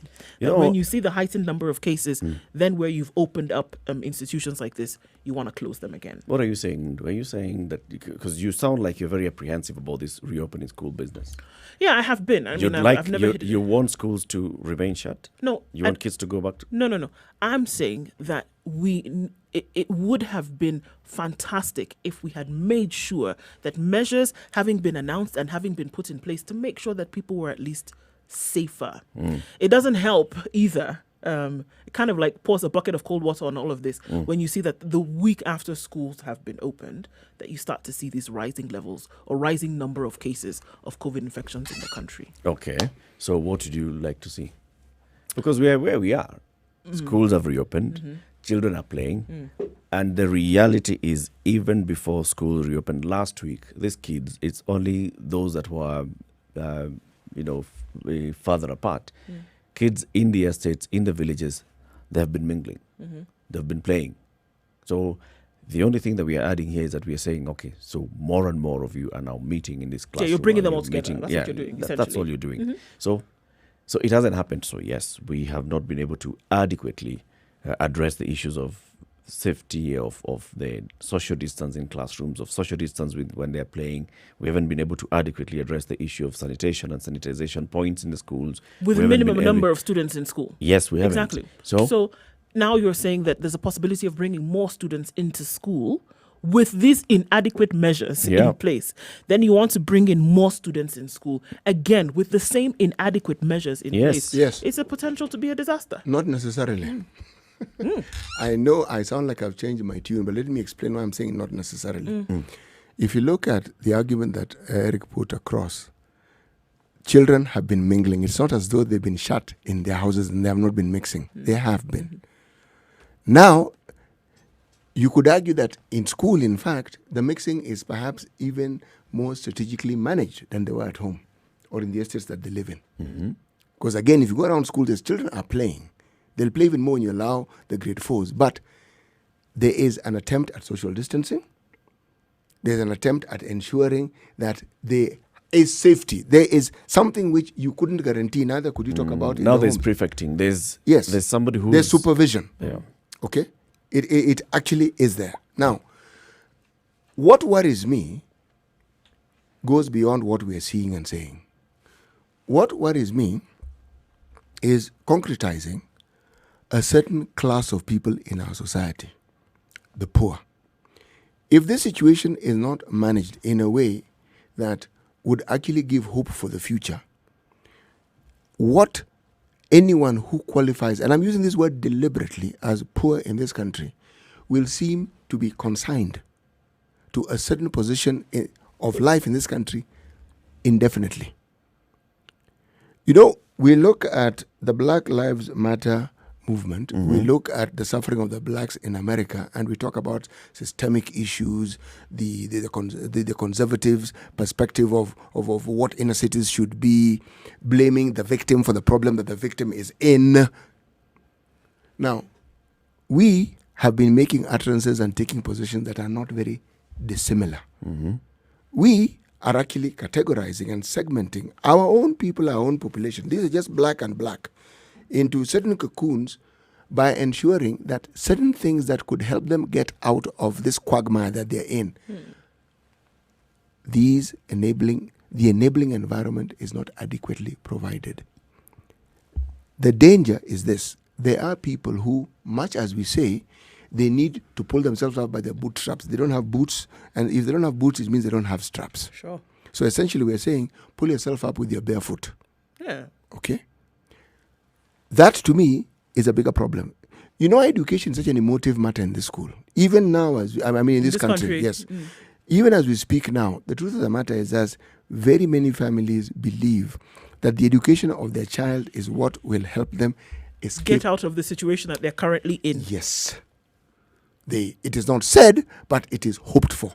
And it's really hoped for. And that's why every effort is put into this. But unfortunately, the guarantees for that are dwindling. Now, when the guarantees dwindle, what you're going to have is people who don't have hope. And as you correctly put it, they'll even ask why it is they're bothering taking their children to school. When that question is asked, and they look at it and balance it against other issues that they have, it is not a good position to be in. So, what we are currently debating and what we are currently experiencing, something has to give here.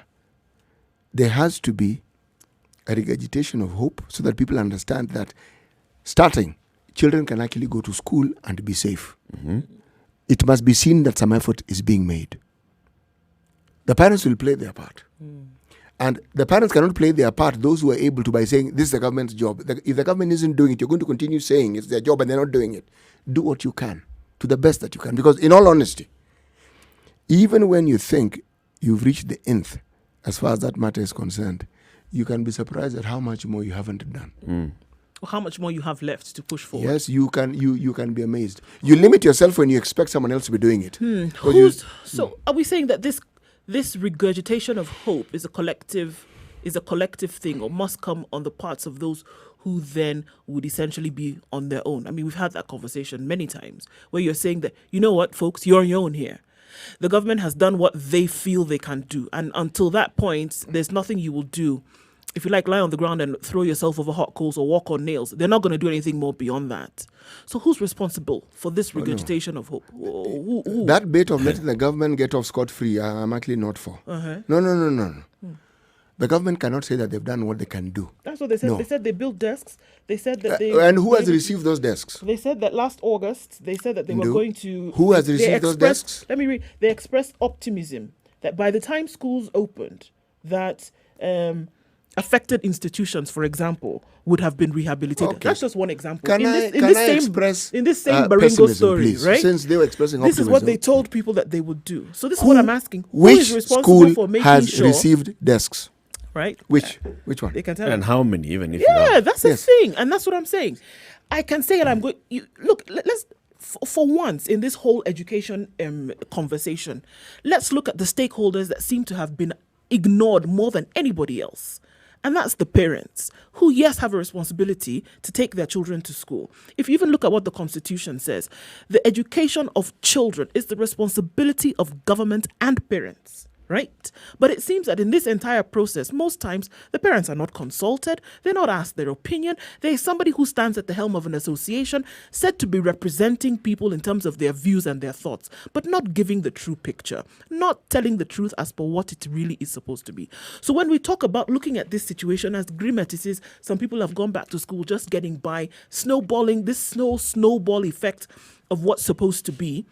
There are people who are really, really having a difficult time. So when you say, okay, we're on our own, let's see what we can do. Okay, we get to the point whereby it's so difficult, you pull up some more. If there's some hope that's supposed to be given, to make sure that even with a struggling, dilapidated system, you're trying to make sure that you make the best of it. Who is supposed to inject that hope upon which parents can pull up again and say, okay, let's try. Let's do it again to do our part. Who's supposed to do it? You know, you seem to be of the view that the government actually cares, isn't it? Well, you would hope that they do. I am hoping, let's use that word again. I am hoping that the government actually does care. What part of you're on your own aren't you understanding? I refuse to be on say your own. no. Well, look, I refuse to keep saying, because also then they would take on that attitude as well and say, okay, these folks know that they're on their own, so let's just leave them like that. Let me ask, what was so difficult? Is education a devolved function? No. It isn't.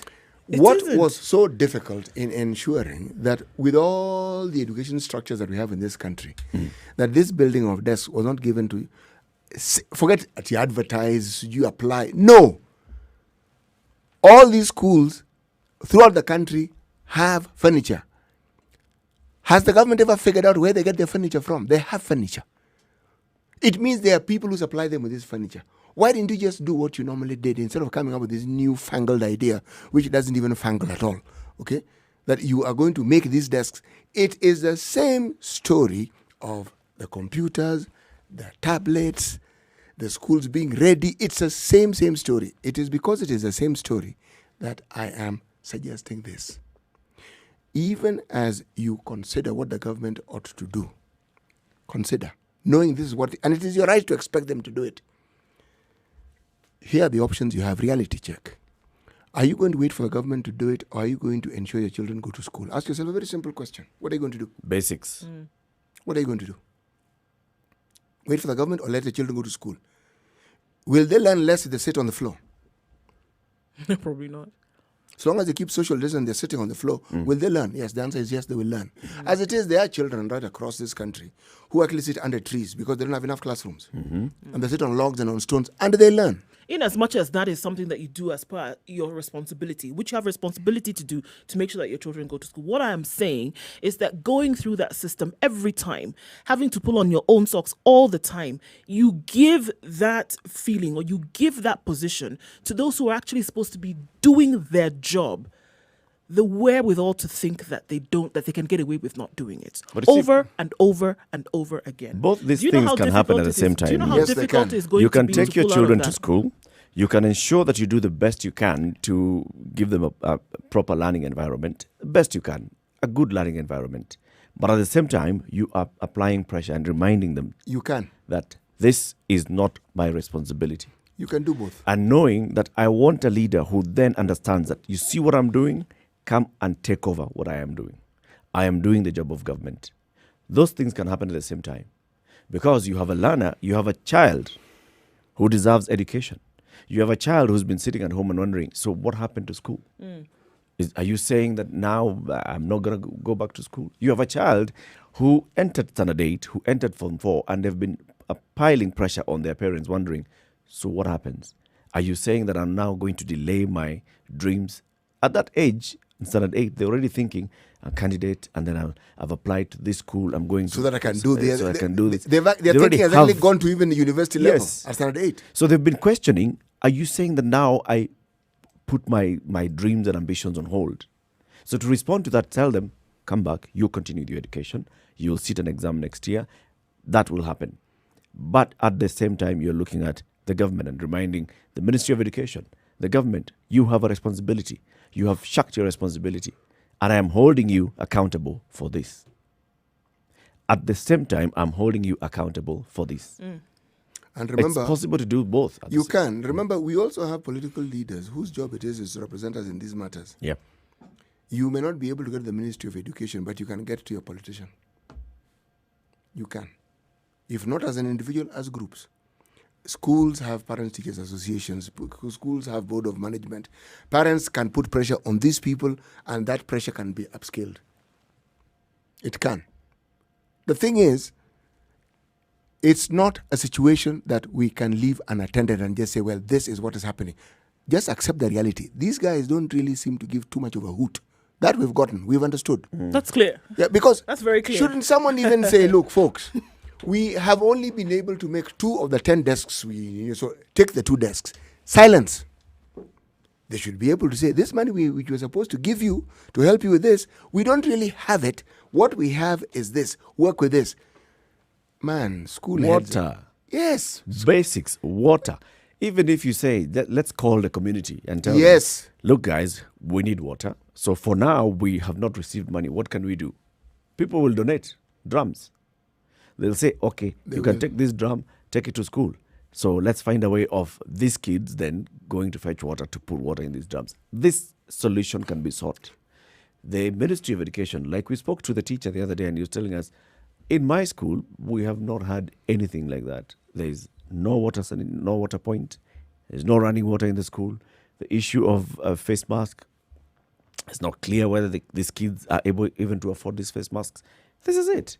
And it exposes what you were saying. It brings in the issue of a certain class of people in the country who, and you said deliberately, are poor. Yes. The people who are poor are the ones who, for example, belong to a primary school that does not have pit latrine anymore. Yes. Or right? whose students are sitting on the floor because they don't have desks.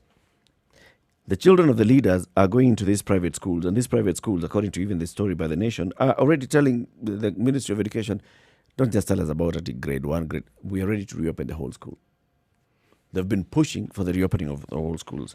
So here is the story. International schools have also been allowed to reopen. Okay. So some of the schools that offer local and international curriculum, like Brookhouse in Nairobi, for instance, instructed learners and employees to go for a COVID-19 test 10 days before schools were to reopen. And then the learners must self-quarantine for those 10 days and then go to school. Okay. There are some schools that are even saying when you come back to school, you'll be issued with a kit, a safety pack containing branded face masks, sanitizer, and information on the virus. You tell me whether learners of Kaduriri Primary School ever have hope of receiving a safety branded pack. safety pack. No, Eric, you're pushing the envelope. Let's start with ever having toilets that don't break down. Yes. Just let's start with that. Then we Properly can functioning toilets. Exactly. And then that safety pack, pick one item and say if they have hope of having one item in that safety pack. That disparity is so glaring that if you actually can't see it, you may think you actually have sight, but you're actually blind. Where it should be the other way around. Yes. You know what? It is on this continent, it is here that you see that private schools actually overtake public schools.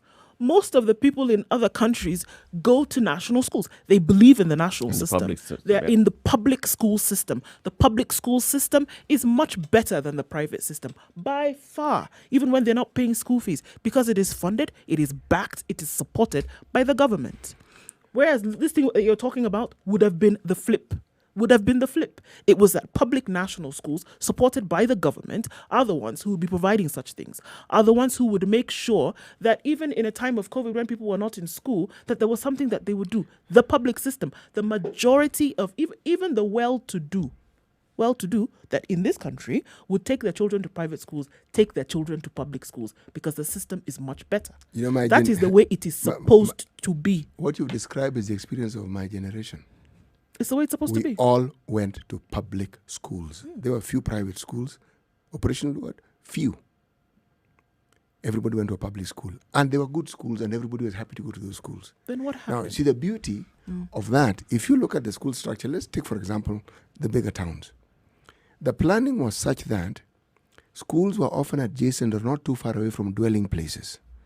So, and they found a central place where the school could actually be based. So, It didn't really matter what the station of your parents was in life. You would go to school. All of you. Yes, you would go to school. It would be the pastor's children, the politicians' children, the government workers, doctors' children, all of them in the same school. Look, the children of somebody who worked for you could also go to the same school as you. Exactly. Yes. Exactly. It meant the opportunity was provided. And that's why you hear many stories that Kenyans and perhaps many Africans have of how they came from genuinely humble backgrounds, but the opportunity was provided. It existed. If the fees wasn't affordable, there was a bursary, a system which worked. Now, you see, what you've dissected is something that needs to be looked at a little closer. How did you get to the point where private schools, in terms of just the preference that parents have for it, how did they overtake public schools? Who allowed it? What happened? What you'll find is, and this was mentioned in this show some times back, the government seems to have sat back and assumed that the private schools are supposed to be playing their role. And it's not their job. Because there is a constant increase in the number of private schools in the country. There are really very many, of all cadres, high cost, middle, low, but they exist. and they still keep coming up. Because remember, we have a growing population. Now, somewhere along the line, the government seems to have decided that this particular role of expanding the education system was not their thing. In an earlier time, what would happen is communities would come up with a school. We used to call them Harambee schools. DB. Yes. What the government would do at some point is take over. At some point, it might be an assisted school where the government allows teachers whom they pay to work in the school. It's called assisted then. At some point, they took it over completely. Now, what that meant was it was even an incentive to start more Harambee schools. Because you knew at some point the government would take it over. And what that meant was more opportunities for the children in that locality. That story went, whatever it is the stories go to. Yep. Now we have a situation where the discussion is private schools. Parents no longer even bother. They look for a private school. It's a pity. Yes, our churches, those that have financial might, have come up with their schools. Organizations of people who want to think of a business have come up with schools as a business. Yep. It's a growing business in this country. But now that people cannot afford, forget the private schools, even taking their child to a public school with the barest of requirements. This is not a situation that you address with the same lame solutions that we have been dealing with from time immemorial. No. A complete rethink and a complete looking at possible solutions has to be given here. And it isn't, if it can't work yearly, then make it work half yearly. If it can't, make it work quarterly. If it can't, then make it work monthly. It can be done. Change the thinking completely. A little lateral thinking would be useful at this time. And not just thinking, but also implementing what that thought process has produced. And unfortunately, the thing I think, the fighting fires at the point when they've already blown up full capacity is another problem that we've seen happen in the education system, unfortunately. Yep. You can't start saying that we're going to start doing something about something when a problem is already full-blown in your Then face. you come with a jerrycan of water and, And say, you're trying we to- have plans. yeah. In fact, what we've done We've got is plans. we've ordered for a water bowser, a fire engine to come, and it's going to come and deal with this water, this fire. Absolutely no way. We're seeing this across the country. It's time for us to take a break on KTN Home, 5 minutes to 8 o'clock. This conversation continues. It happens every morning, 6 a.m. to 10 a.m. But we'll also be on KTN Home even for the next hour. Good morning. This is the Situation Room, the only way to start your day. Spice up your life. And as we continue the conversation, let's remind you about the Gold Crown lactose-free milk from the new KCC. And this Gold Crown lactose-free milk, as the name suggests, is lactose-free. It's for those who are lactose intolerant. We're giving away 2 gift hampers today for two winners, 2 hampers from the new KCC. And we're asking you, why is it that this lactose-free milk tastes sweeter? Why does it taste sweeter? The other thing also that you all need to remember is how long can you keep this milk without it going bad after opening, both under refrigeration and out of the fridge. So if you are putting it under refrigeration, it can stay for 3 days. And if it's not in a refrigerator, then just 1 day. You need to consume it within 1 day after opening. Okay? It's milk is milk. In the next hour, we will speak to an expert, Enterologist. Say it again. Gastroenterologist. Gastroenterologist. Break down the word. Gastroenterologist. Gist. Gastroenterologist. Okay. So we'll be speaking to him in the next hour to understand this whole issue of lactose intolerance and also the issue of being allergic to milk. So how do we conclude this conversation? We cannot conclude the conversation. I mean, the conversation continues every single day. And what it is that we want to see happening to our education sector, what do we want to see going forward? The issue of what you're saying, the disparity and increasing inequalities, this is being perpetrated by the government itself. You know, you're asking what one should say. Stop fermenting problems you don't need. How so? It can't be that the government has absolutely no solutions. No. We know they're cash-strapped. All that is understood. What can be done must be done. And it can't be talking. It must be talk and it must be accompanied by some By action. some action. This the government can do. But also at the same time, when you say can be done, must be done, it must also not just be done for the sake of doing. Like what is happening in Baringo, where very many schools are not going to be able to reopen because they are submerged in water. And then you just say, okay, so these ones are going to move to the other places. For instance, the Kampisamaki Primary School in Baringo now hosts Lake Baringo Secondary School, and Maisori Secondary School, Salbani Secondary learners are being hosted there. Lake Bogoria Girls is hosting Gambo Secondary School students. So, have you done anything to ensure that these students are actually now in a better situation? There are those that require to go to boarding. Are they getting to be able to access proper boarding? And you see already parents here and the children have really been eager to go back to school. On Tuesday, it was reported that 305 learners in these affected institutions had reported back to school. Grade 4 had 161 learners, Standard 8 had 71 learners, and Form 4 had 73 learners who had already reported back to school. So children want to go back to school. They do. Parents want to send their children back to school. Government says, okay, you guys just go there, squeeze yourselves. We'll get back You're to there, you. Squeeze yourself. And when you squeeze yourselves, forget it. Because we've seen the government do this before. The government ought not to leave it at that. Not just as saying it, come up with a solution on paper. Come up with a practical solution.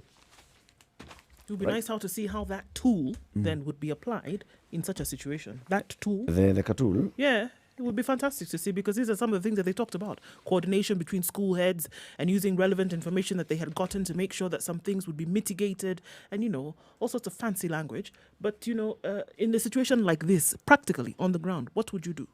That tool, if you look at it dispassionately, even makes sense. It does.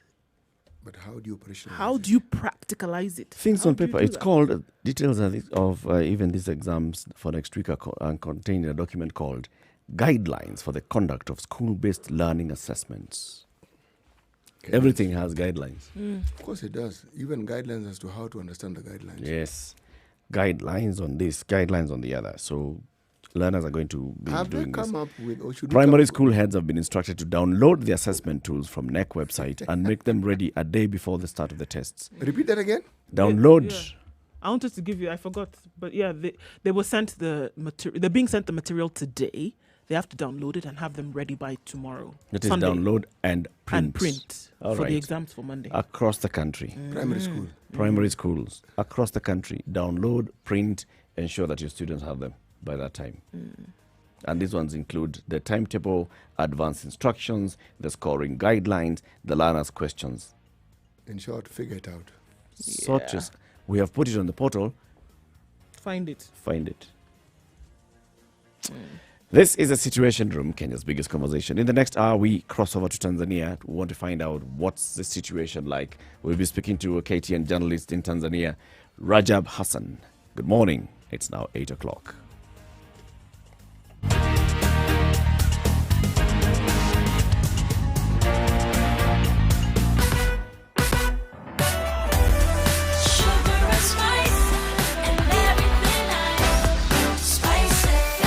Spice up your life.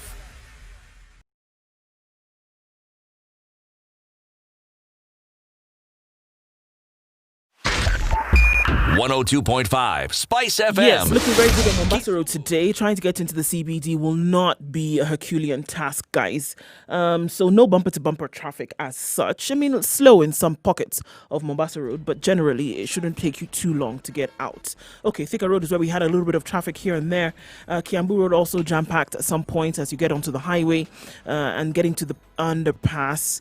Asking that, vehicles from Kiambu Road be given the priority to move today. Hopefully that will be done. Outside of the city heading west is where we had problems. Maimahu still backed up for kilometers this morning. It seems to be now a regular Friday occurrence. But you can use Limuru Road. That shouldn't be too much of an issue. So that's what traffic looks like this morning. Shouldn't be too terrible, guys. If you get stuck somewhere, don't hesitate to let us know. Getting into the CBD, however, from Langata Road and coming out of Westlands and Gong Road as well, not too painful. So it looks like we're going to have a good Friday. Yes. Spice of MKE or text us on 40127.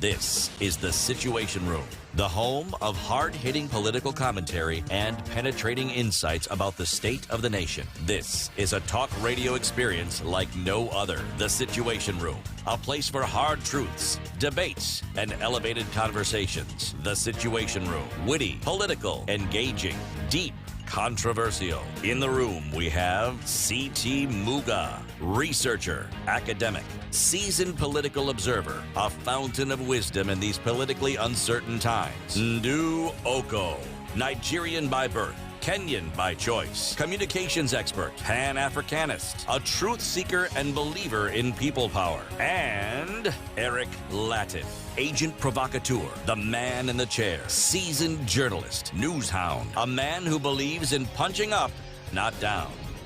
This is the Situation Room. All right, 2.5 minutes after 8. Welcome to the third hour of the Situation Room. This is Kenya's biggest conversation, broadcasting on Spice FM in Nairobi, 94.4. In Mombasa, we are on 87.9, 102.5 in Kisumu, Nakuru, 96.0, Eldoret, 96.7, Nyeri, 90.9, and Malindi, 97.7. We are also live on KTN Home for the next 1 hour, and we broadcast the show as well on our digital platforms, Spice FM KE, YouTube, Facebook, and Twitter, and our website, spicefm.co.ke. So, in the last conversation that we were having about schools and wondering what's going to happen, David Neto says, I had to transfer my cousin to a day school due to the school fees, which is a bit expensive.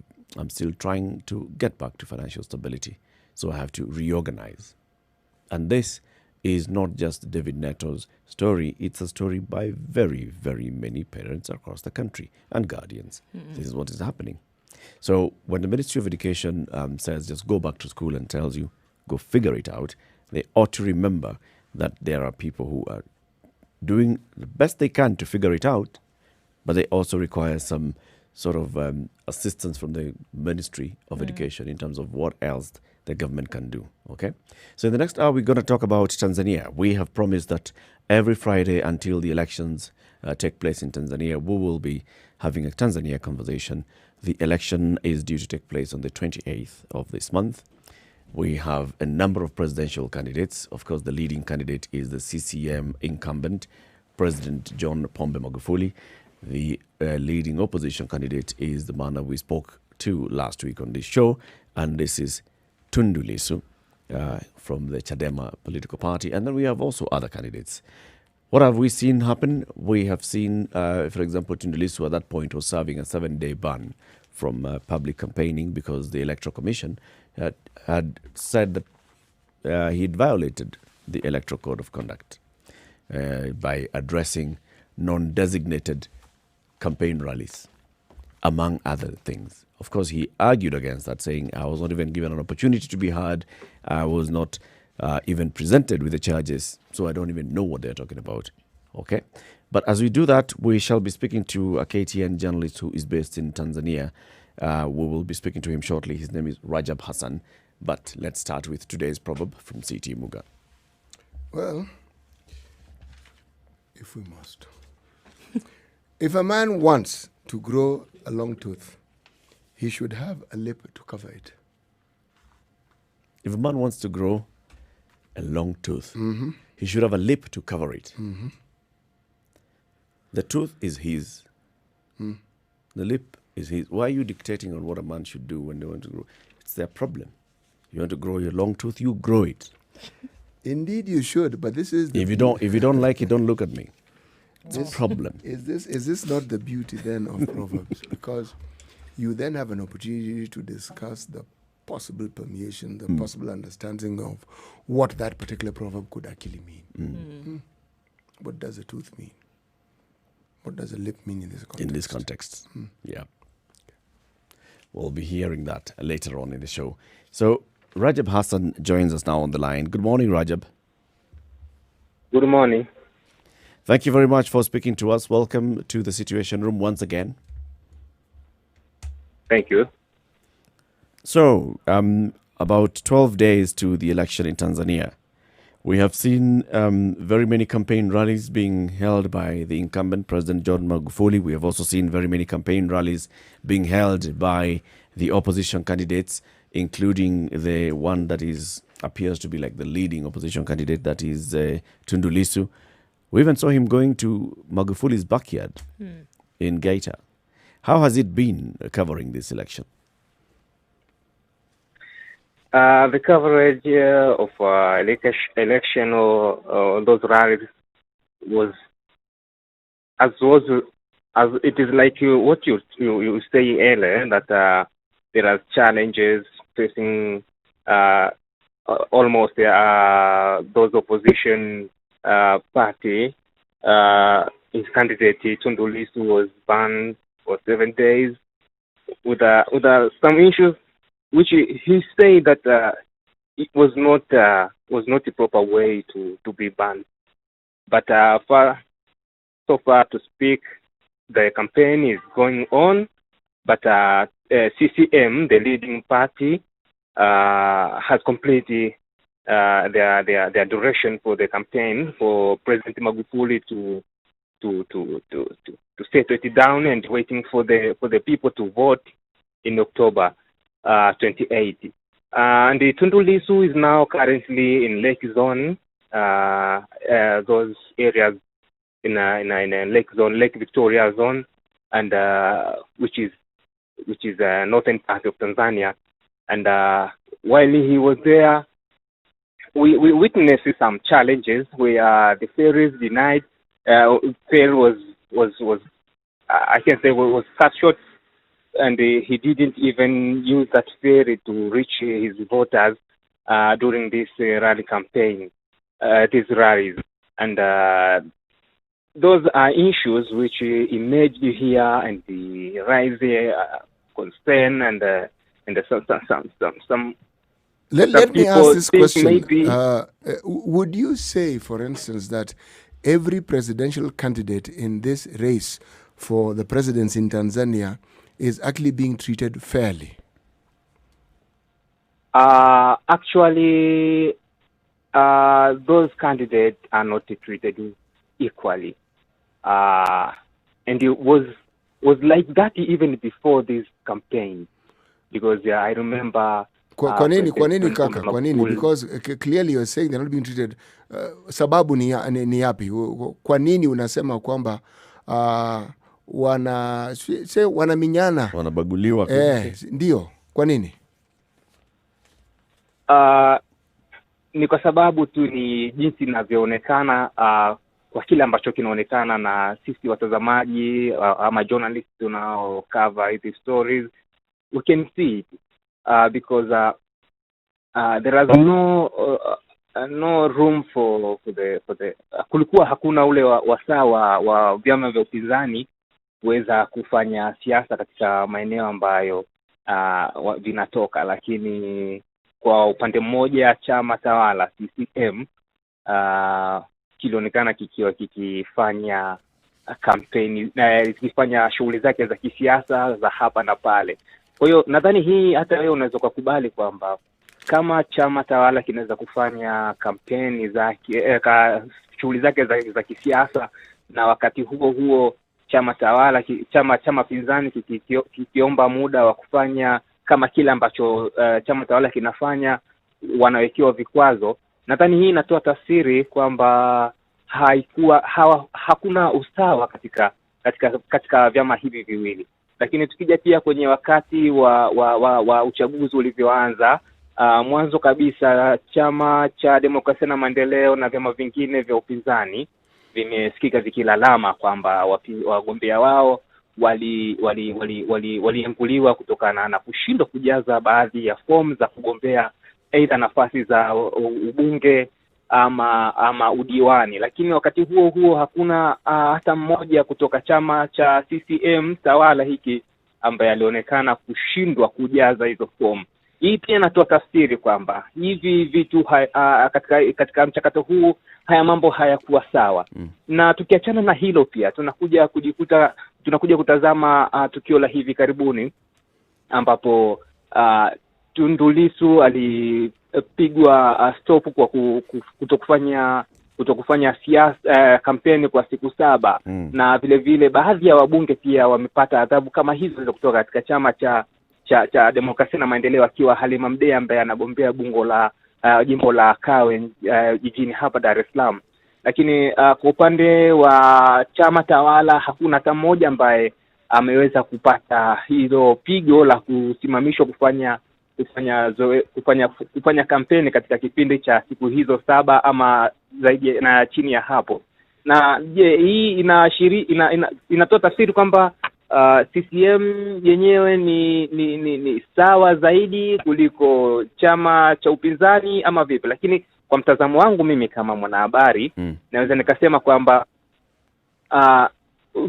kampeni za uchaguzi, kampeni za siasa kuelekea uchaguzi wa Oktoba 28 zimekuwa na changamoto nyingi kama ambazo nimekuwa nikizieleza hapo awali, kama baadhi ya wagombea kuwa na wasiwasi kwamba hawatendewi haki katika kila ambacho wanakifanya katika kueneza sera zao kwa wananchi, ikiwa ni harakati mojawapo na haki ya msingi kabisa kwa vyama hivi kufanya ili kupata wapiga kura ambao wataweza kuwachagua ili kupata ridhaa ya kuongoza Tanzania kwa miaka 5 ijayo.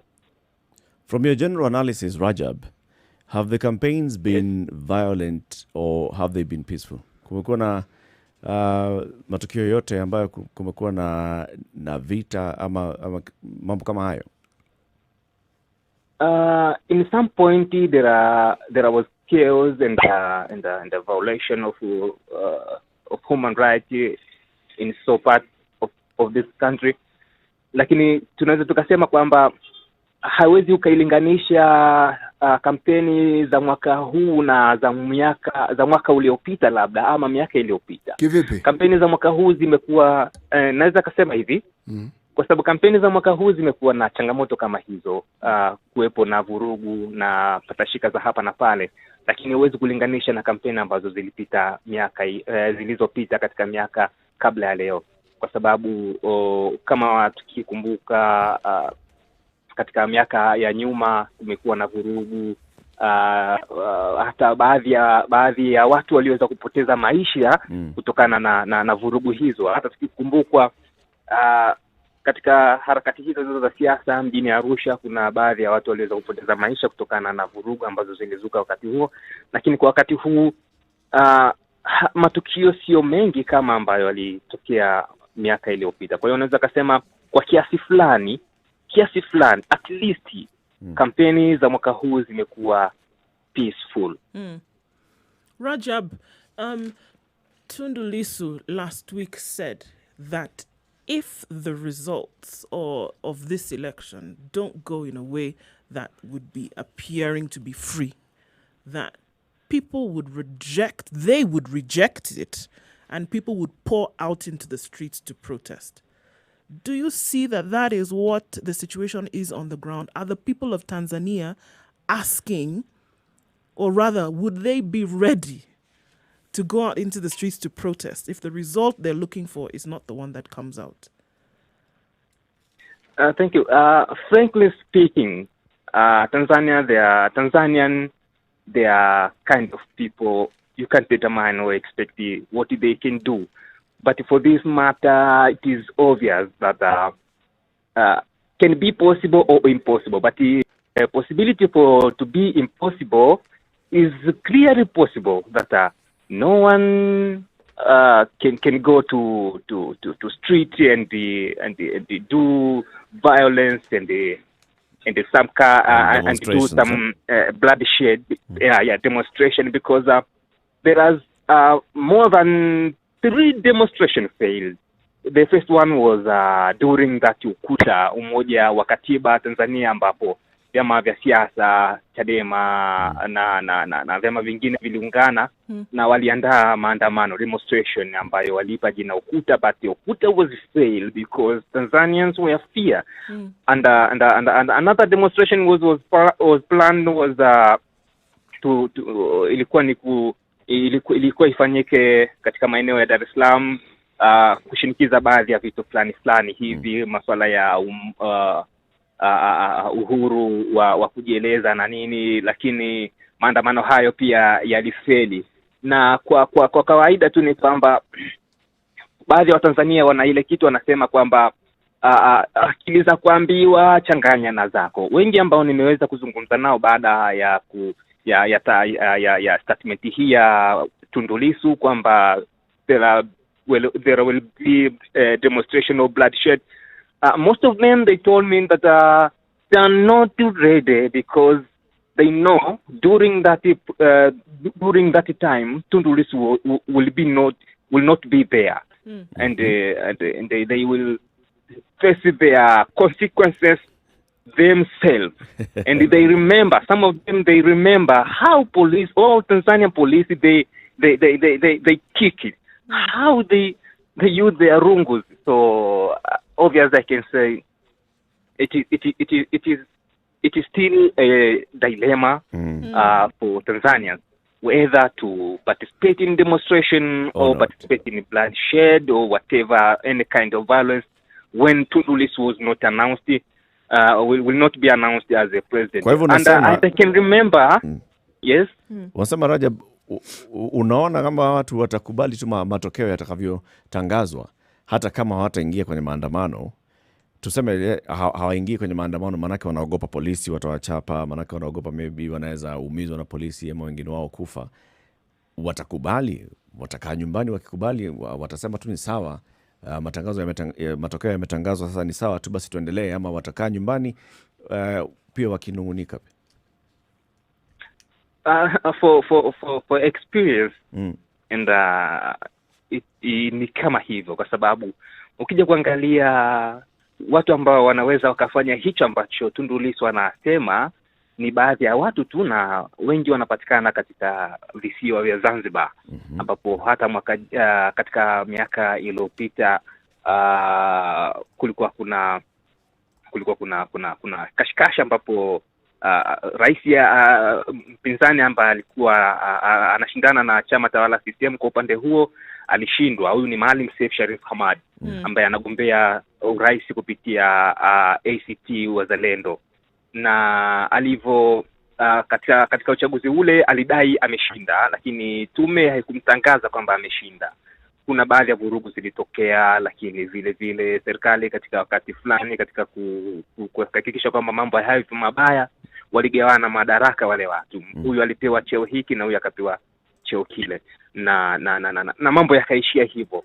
Lakini kwa Tanzania uchaguzi wa mwaka jana 2015, Edward Lowassa ambaye alikuwa ndo leading candidate wa chama cha demokrasia na maendeleo wakati huo, ambaye alikuwa akiongoza kwa wafuasi wengi na ushawishi, alijitangaza kwamba ameshinda kwa sababu aliona kwamba labda uchaguzi haukumtendea haki. Na nakumbuka hiyo hali ilipita tu kama kawaida. Hakuna mtu aliyoweza kufanya demonstration wala kuingia mtaani wala kuleta vurugu zozote zile. Na hivyo ndo maana naweza kusema kwamba kwa mwaka huu kama kauli ya Tundu Lissu Watanzania wamepokea kwa aina tofauti, lakini kuna ambao ni wale watu ambao wanaamini katika violence, lakini most of Tanzanians they don't believe in violence to get their rights. And na hata ukimsikiliza Magufuli wakati akifunga kampeni zake alisema mtu yoyote ambaye anaonyesha ishara za kuleta vurugu na vitu kama hivyo, basi huyo mtu sio kiongozi bora. Na ikiwa ni katika ile kuenzi misingi ya muasisi wa taifa hili ambaye ni late Julius Kambarage Nyerere, ambaye mara zote amekuwa akihubiri umoja na mshikamano na alikemea sana masuala ya vurugu. Kwa hiyo ukiangalia Dr. John Pombe Magufuli ni mtu ambaye anaenzi hiyo falsafa. Kwa hiyo anatoa tu rai kwa Tanzania kwamba mtu anaendekeza ama anayehamasisha vurugu si mtu sahihi kwa taifa hili la Tanzania. Na baadhi ya maandiko mengi ya viongozi hawa ambao walianzisha taifa hili pia yanalenga hivyo. Kwa hiyo ile falsafa ambayo Watanzania wengi wamekuwa nayo, falsafa ya ujamaa na kujitegemea na upendo na amani, sidhani kama labda kwa watu wa kizazi hicho, sidhani labda kizazi hiki kipya ambacho kimekuwa miaka 90 kinaweza kikafanya hicho ambacho Tundu Lissu anasema. Lakini uwezekano wa kutokea kwa matakwa ya Tundu Lissu kidogo ni kitendawili bado, ila labda muda utasema, lakini bado ni ndoto hatutarajii sana, bado ni ndoto. Rajab, ukiangalia katika these two candidates, the president and Tundu Lissu, and then compare with the last election, CCM and the Chadema party, would you say that Chadema has gained a little bit more ground? Would you say that CCM has regained some of the support that it had lost in the last election? Yes, I can say yes. CCM wamepata watu ambao waliwapoteza wakati ule, kwa sababu tukija kuangalia kumekuwa kabla ya uchaguzi huu kulikuwa na wimbi kubwa sana la migration ya politician from opposition to come back to CCM. For example, this is a vivid example. Frederick Sumaye, former prime minister, and Frederick and Edward Lowassa, nambeni pia ni former prime minister, wote walihama kutoka Chadema na wakarudi CCM wakisema wamerudi nyumbani. Na wimbi hilo liliendelea kutokea kwa viongozi wengi na wanachama wengi kutoka chama cha Demokrasia na Maendeleo na vyama vingine vya upinzani kurudi CCM, wakisema kwamba wanasapoti juhudi za Rais Daktari John Pombe Magufuli. Lakini kwa wakati huu uchaguzi tunaweza kusema kwamba ni situation ni kama 50-50, win-win, kwa sababu Tundu Lissu amerudi nchini baada ya miaka mitatu kuwa nje, baada ya kufanyiwa kunusurika jaribio la mauaji la hapo mjini Dodoma mwaka 2017. Na wakati ambapo amerudi hapa alipata wafuasi wengi, na ndio sababu ambayo huenda inaifanya Chadema kuwa talk of town hapa, kwa sababu wengi wanamsapoti, wanaamini kabisa kwamba Tundu Lissu ni muujiza unaotembea, walking miracle. na hicho ndicho ambacho kinaweza kusema kwamba pamoja na kwamba Chadema walipoteza wafuasi wengi wakati ule, lakini wakati huu wamepata baadhi ya wafuasi kutokana na muujiza ambao unatembea.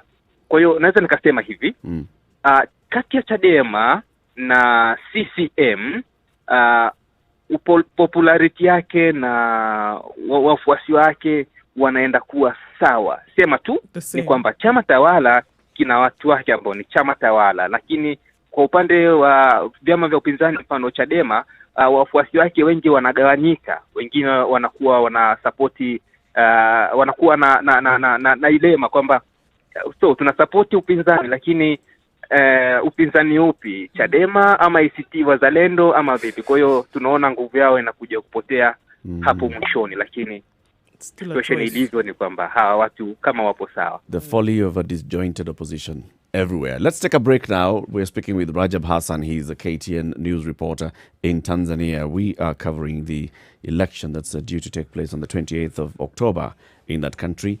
Campaigns have officially closed, and so we want to understand exactly what's happening now in the run-up to that. 25 minutes to 8, past 8, I beg your pardon, 25 minutes after 8 o'clock. This is the Situation Room on Spice FM on KTN Home.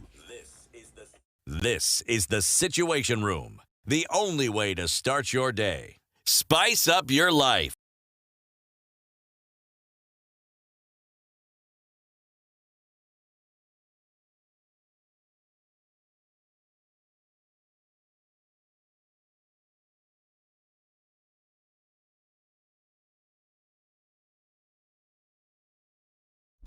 Classic soul, R&B, smooth jazz, neo soul, and nostalgic ballads. Make some noise. Yeah! You're listening to Spice FM.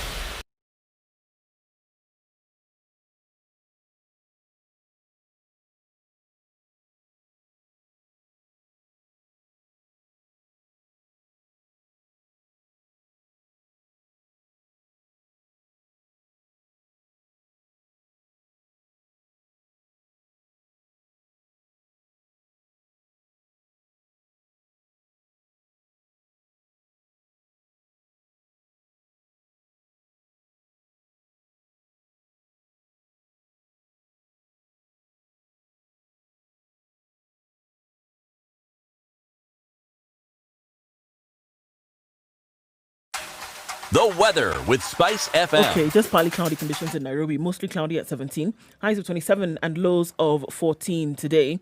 In Nyeri, partly cloudy at 17, highs of 24 and lows of 14. Nakuru weather is mostly sunny today at 16, highs of 25 and lows of 13. Experiencing some sun, some rains later on. Eldoret, mostly cloudy at 16 degrees, highs of 22 and lows of 13 with a chance of rains later. Moving out west, it seems this is what it's going to be. Kisumu is partly cloudy at 23, highs of 28 with showers expected later. It's partly cloudy in Kakamega at 19, highs of 26 and lows of 18 with showers also expected later parts of the day. It's going to be a sprinkle in Mombasa anytime now, mostly sunny at the moment, and the cloud cover will come in and that will change. Highs of 30 and lows of 24. It's partly cloudy in Malindi at 27 degrees, highs of 30 and lows of 25. Moving out and looking to Kampala, it's 21 degrees and mostly sunny, highs of 26 and lows of 18, and thunderstorms forecasted for the afternoon. Rain is also in the forecast for Dar es Salaam at 30 the high and lows of 23, standing partly cloudy at 26 at the moment. It's mostly sunny in Johannesburg this morning at 17 degrees, highs of 30, quite warm today, and lows of 13 with sunny conditions throughout the day. Partly cloudy conditions in Lagos at 30, that will be the high, coming down to lows of 23.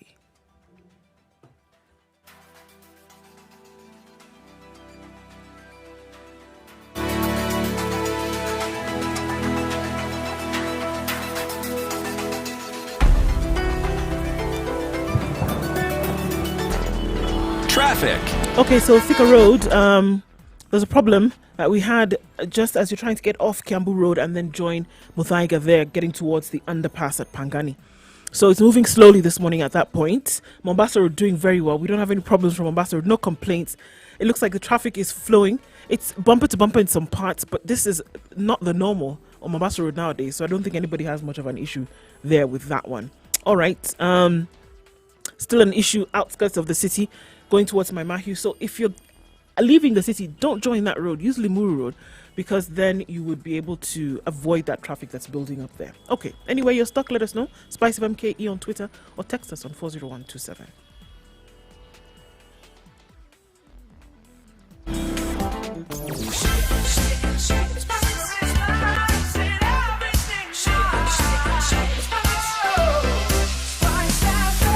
Spice up your life.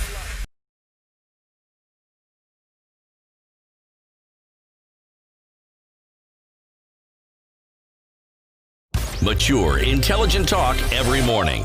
Spice up yourself. Coming up to 8:30, the conversation continues right here on Spice FM, on radio, on KTN. We are on KTN Home. And online, we are on Spice FM KE, YouTube, Facebook, Twitter, and spicefm.co.ke. Joining us on the line from Tanzania, Dar es Salaam, is Rajab Hassan. He's a KTN news reporter. He's been covering this election in Tanzania. Rajab, as we continue this conversation, for the benefit of our audience, this is a general election. That means it's not just a presidential election. Is that so? Pardon? This is a general election, so there are other seats apart from the presidential election. Maybe can you elaborate a little bit? So huu ni uchaguzi wa urais. Kuna vyeo vingine ambavyo vinagombewa kama udiwani, wakilishi bunge, ama uchaguzi ni wa rais peke yake. Thank you so much. Now I can understand. This is a general election which include member of parliament, the president, and the councillors. So it is election which comprise vitu vingi sana, watu wengi sana ambao wanataka kuwa na madaraka ya kuongoza Tanzania. And this is because of system of Tanzania administration system, or we can say a constitutional system, ni kwamba lazima rais atasaidiwa na wabunge, atasaidiwa na madiwani katika ngazi za chini kabisa za serikali, ni local government.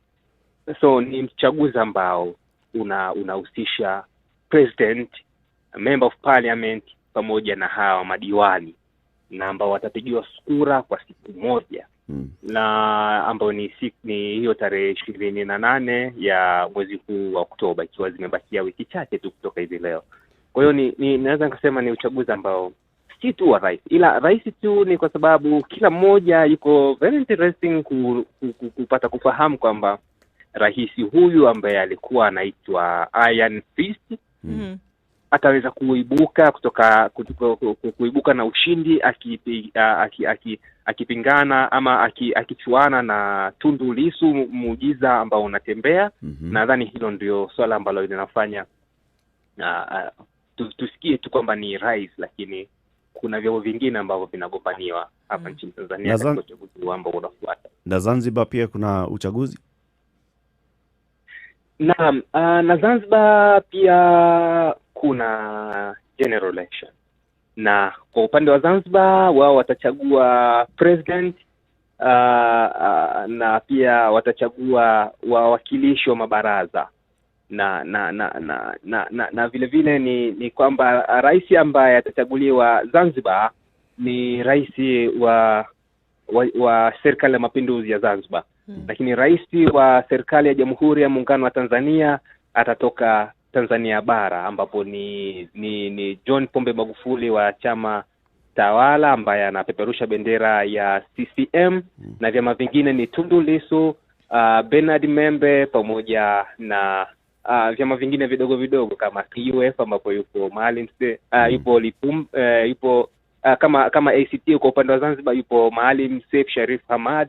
Kwa hiyo na Zanzibar ni hivyo lakini vyao tu ndio vinatofautiana, kwamba kule badala ya wabunge watu ambao wanaitwa wawakilishi wa baraza. Kwa hiyo ni kama sawa, ila rais wa Zanzibar ndio rais wa Tanzania, Tanzania ya Muungano. Mtu wa Zanzibar akienda kupiga kura hiyo tarehe 28 atapigia kura rais wa Zanzibar. There will be no ballot for the presidential election from mainland. Lazima watu wa Zanzibar, kwa sababu Wazanzibari hawawezi wakachaguliwa rais. Kwa sababu rais ambaye atachaguliwa na watu wa bara ni ndio huyo ambaye atakuwa rais wa Jamhuri ya Muungano wa Tanzania. Kwa hiyo nadhani watu wa Zanzibar pia wana nafasi hiyo ya kupiga kura nafasi hiyo ya maamuzi ya kumchagua nani awe rais wao wa Jamhuri ya Muungano wa Tanzania. So are you saying that the people of Zanzibar have two choices? One, to elect who would be known as the president of Zanzibar, and also to elect the person who will be known as the president of Tanzania? Yes, of course, because mtu kuwa rais lazima apate kura apate ridhaa kutoka kwa watu ambao watakuwa na waongoza. Kwa hiyo Wazanzibari hawawezi kuchaguliwa na rais wao na watu wa bara pekee, kwa sababu tukija kuangalia pia Tanzania bara ambayo zamani ikiwa inafahamika kama Tanganyika ni sehemu ya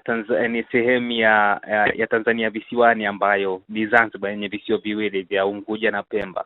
Kwa hiyo Watanzania wa Zanzibari wana haki ya kumchagua rais wao ambaye anatoka upande huu wa bara. Na hata ukija kuangalia tarehe za masuala ya kampeni, pia tarehe zao zilikuwa zinatofautiana ili kupisha nafasi ya kuwapata yule kiongozi ambaye ataongoza wao, na vile vile kumpata rais ambaye atamuongoza kwa ujumla.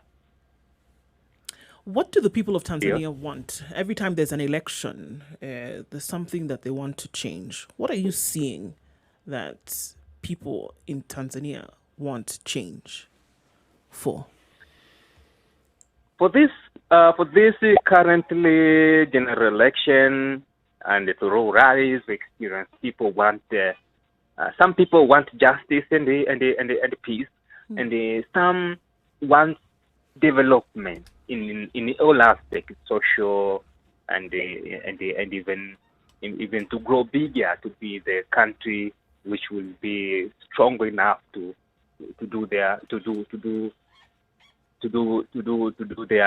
kufanya ile vitu vyake ambavyo vinaifanya binafsi.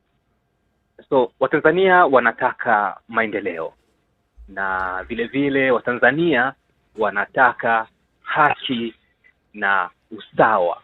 Kwa hiyo kuna makundi mawili ya watu ambao wanataka nini hapa Tanzania.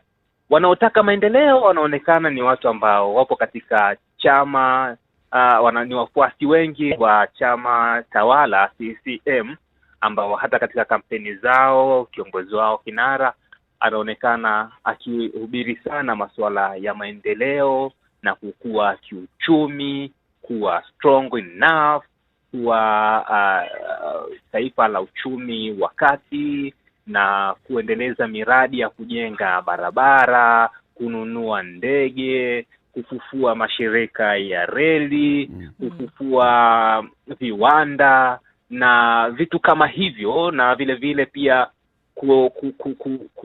kuishi ama kuendeleza mtangamano wa Jumuiya ya Afrika Mashariki.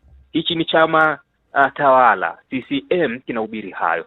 Lakini chama cha Demokrasia na Maendeleo ambao ni chama kikuu cha upinzani chenyewe kinahubiri swala la usawa, haki na utawala wa sheria. Kwa hiyo bila shaka utaona sasa Watanzania wamegawanyika katika makundi mawili na wanataka vitu viwili tofauti, lakini yote kwa yote haya mambo yakiungana kwa pamoja yanaweza kaifanya ndio yanaleta ile maana ya kweli kwamba hili ndio taifa ambalo lina misingi yote. Kwa hiyo kukiwa na maendeleo na vile na utawala wa sheria ndio maana ya nchi. Kwa hiyo Watanzania wanataka vitu hivi, lakini wanakuwa katika makundi mawili tofauti. Kwa hiyo kufikiwa kwa hayo yote ambayo Watanzania wanayataka, bila shaka inaonekana kwamba ni ngumu sana, kwa sababu huyu anataka hiki na huyu anataka hiki, lakini kuwa na nguvu ya pamoja katika kutekeleza hilo jambo, kutaka maendeleo pamoja na usawa wa haki, ni vitu ambavyo vinaonekana kabisa kwamba hata kama wanavitaka Watanzania watavipata kwa kuchelewa sana. Ila labda itokee kwamba kile ambacho chama fulani kilitaka kikirudishe, basi chama ambacho kitapata ridhaa ya kuongoza nchi, basi kinaweza kikajumuisha hiyo katika sera zake. Kwa hiyo kama mfano kama CCM imekuwa ni chama ambacho kimeshinda labda katika uchaguzi huu unaokuja, basi wanaweza wakachukua zile sera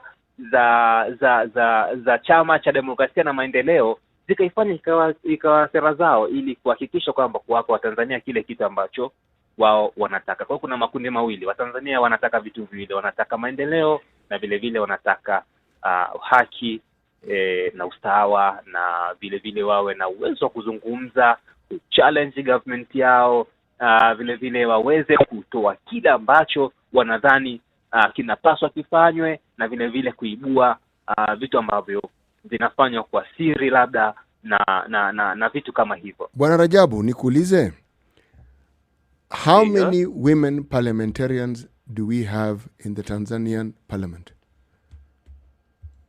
I didn't have an exactly number of women in the parliament, but the number is not enough. Si wengi. Feel proud of.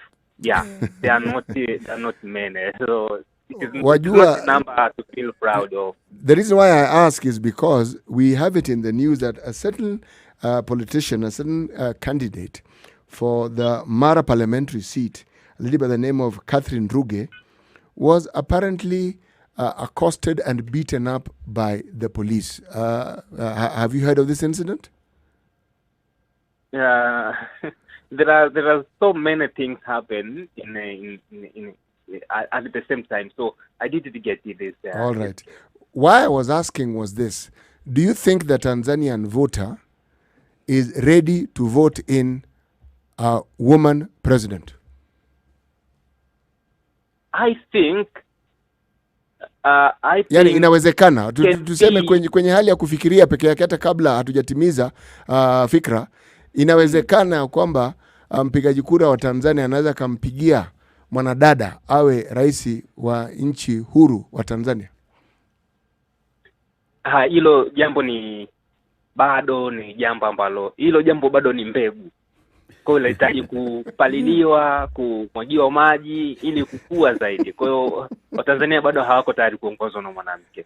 Ila kwa jinsi ambavyo naona, ipo siku Watanzania watakubali kuongozwa na mwanamke, kwa sababu tukiangalia katika uchaguzi huo wa mwaka 2020 ni kwa mara ya kwanza ama katika kuandika historia, kuna wanawake wengi takriban 4 wamejitokeza katika kugombea nafasi ya urais.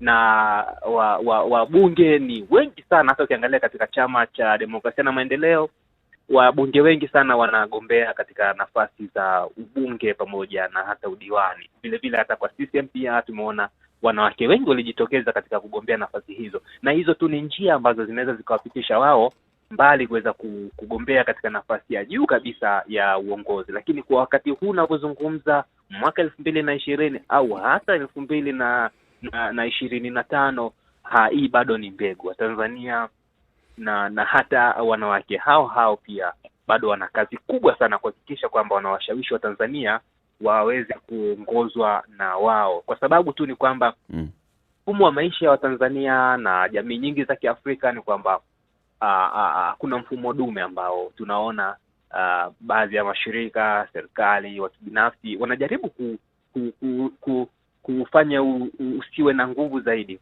katika kutokomeza kabisa. Kwa hiyo nadhani pindi ambapo Tanzania itaweza kutokomeza mfumo dume katika nyanja zote za kisiasa, kijamii pamoja na kiuchumi, ndio wakati ambao Watanzania watakuwa tayari kuongozwa na mwanamke, ila sio kwa wakati huu ambao mfumo dume unatawala vyama vya siasa na shughuli nyingine za kimaendeleo. Hata katika tu ile nafasi ya familia, baba ndio mwenye sauti zaidi. Kwa hiyo sidhani kama baba ambaye anadhani kwamba mke wake ni yuko chini ya miguu yake hawezi kukubali kuongozwa na mtu ambaye anadhani kwamba ni mtu yuko chini yake. Lakini kuna mabadiliko ambayo yametokea.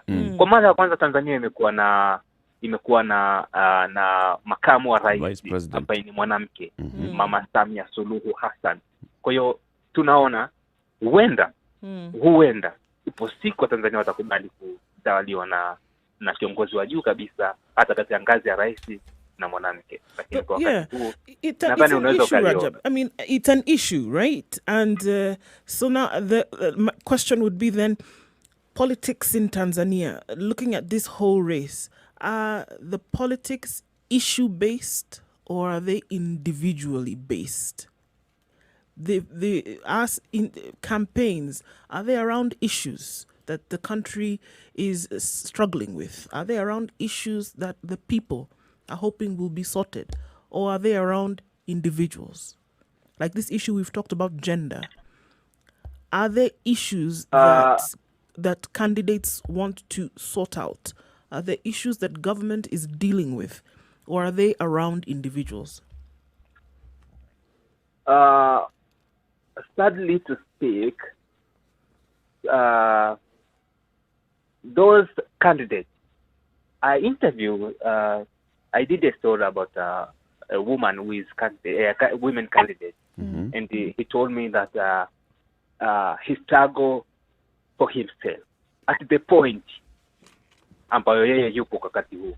Lakini kabla ya kuwa na nia ya kugombea katika nafasi ya urais, mashirika mengi yalikuwa yakimsapoti, kuambia kwamba sasa gombea, fanya hivi, wakamwezesha, na wao ndio wamempa hiyo njia ya kugombea urais au kuwa na nafasi ya juu. Lakini wakati ambapo ameingia kugombea nafasi ya urais, mashirika haya yamerudi nyuma. Kwa hiyo yeye anafikiria kwamba au haya mashirika hayawezi kumsapoti kwa wakati huu ambao anagombea urais, kwa sababu labda yuko katika chama ambacho ni cha upinzani, labda anadhani hivyo. Kwa hiyo anasema sasa huyu mama ambaye anaitwa Queen Cuthbert, ambaye alikuwa anagombea kupitia chama cha ADC, anasema kwamba inawezekana inahitajika nguvu zaidi katika kuhakikisha kwamba na wao pia wanafanya, lakini kwa wakati huu anasema kwamba wako peke yao.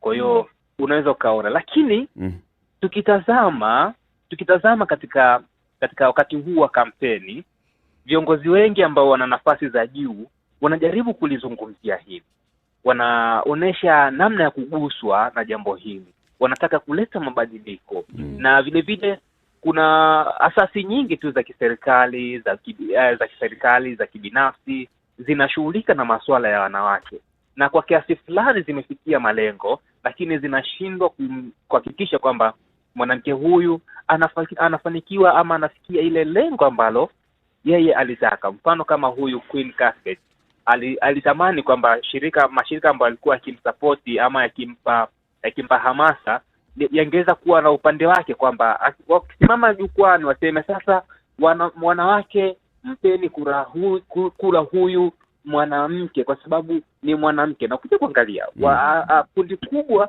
na lenye ushawishi lenye kupiga kura hapa nchini Tanzania ni wanawake. Kwa hiyo wanaamini kabisa kwamba mfano mashirika haya majority of voters here are not youth, wala sio wazee, ni wanawake. Na wanawake ndio ambao naweza kusema wana nguvu kubwa na ushawishi katika harakati za kupiga kura. Na ndio maana viongozi wengi wanajaribu kuhakikisha kwamba wanawake wanakuwepo katika rali zao, wanawapa ile platform kuwepo pale, kwa sababu ndio kundi kubwa ambalo lina uwezo ama lina uwezo wa kuamua kushawishi nani awe rais wao. Kwa hiyo lakini kundi hilo linalaumiwa kwa kutokuwa support kundi lao. Yaani mwanamke anashindwa kumsupport mwanamke mwenzake. Hicho ndio kitu ambacho wanasiasa wengi ambao wanagombea katika nafasi ya urais wanatamani kuona kwamba hicho kitu kinabadilika, kwamba mwanamke hawe ndio supporter wa kwanza kabisa wa mwanamke mwenzake. Rajab, we want to thank you very much.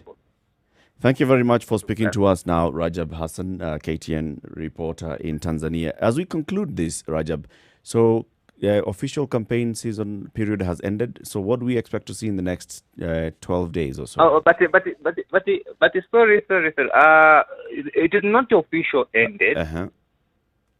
So campaign will end around in 27, a day before election. Okay. A day too, and but a day before election. Okay. But for this, some they decide that we end here because they think it is enough. Kazi kwisha. But this is only CCM that has said wamefanya kazi ya kutosha. Yeah, but it is for presidential candidates, but campaign is still going on. Okay. And hata nilivyokuwa hapa kuna gari limepita hapo chini linamnadi mgombea wake wa ubunge. Kwa hiyo nadhani ni na pia kuna baadhi tu unaweza kukuta anakwambia tunahitimisha, kwa sababu wanahitimisha kwamba watu kuja kwenye huo mkoa tena. Mfano kama Dar es Salaam, kwamba rais mgombea wa urais hawezi kurudi tena Dar es Salaam, ataenda kufungia sehemu nyingine na vitu kama hivyo. Lakini bado hivi vyama bado nadhani tutakuwa hata Spice FM na wengine bado wana nafasi nyingi sana za kusikia kitu ambacho bado kinaendelea kwenye kampeni za Tanzania. Kwa hiyo wanasema ni dakika za la salama na Asante. Rajab, thank you very much. We'll reach out to you before the elections and also just after the election results have been declared. Thank you, and we wish you a good day in Dar es Salaam. Thank you. Thank you, Rajab. The Situation Room is Kenya's biggest conversation every Friday up to the election, and soon after we will be tackling the Tanzania story.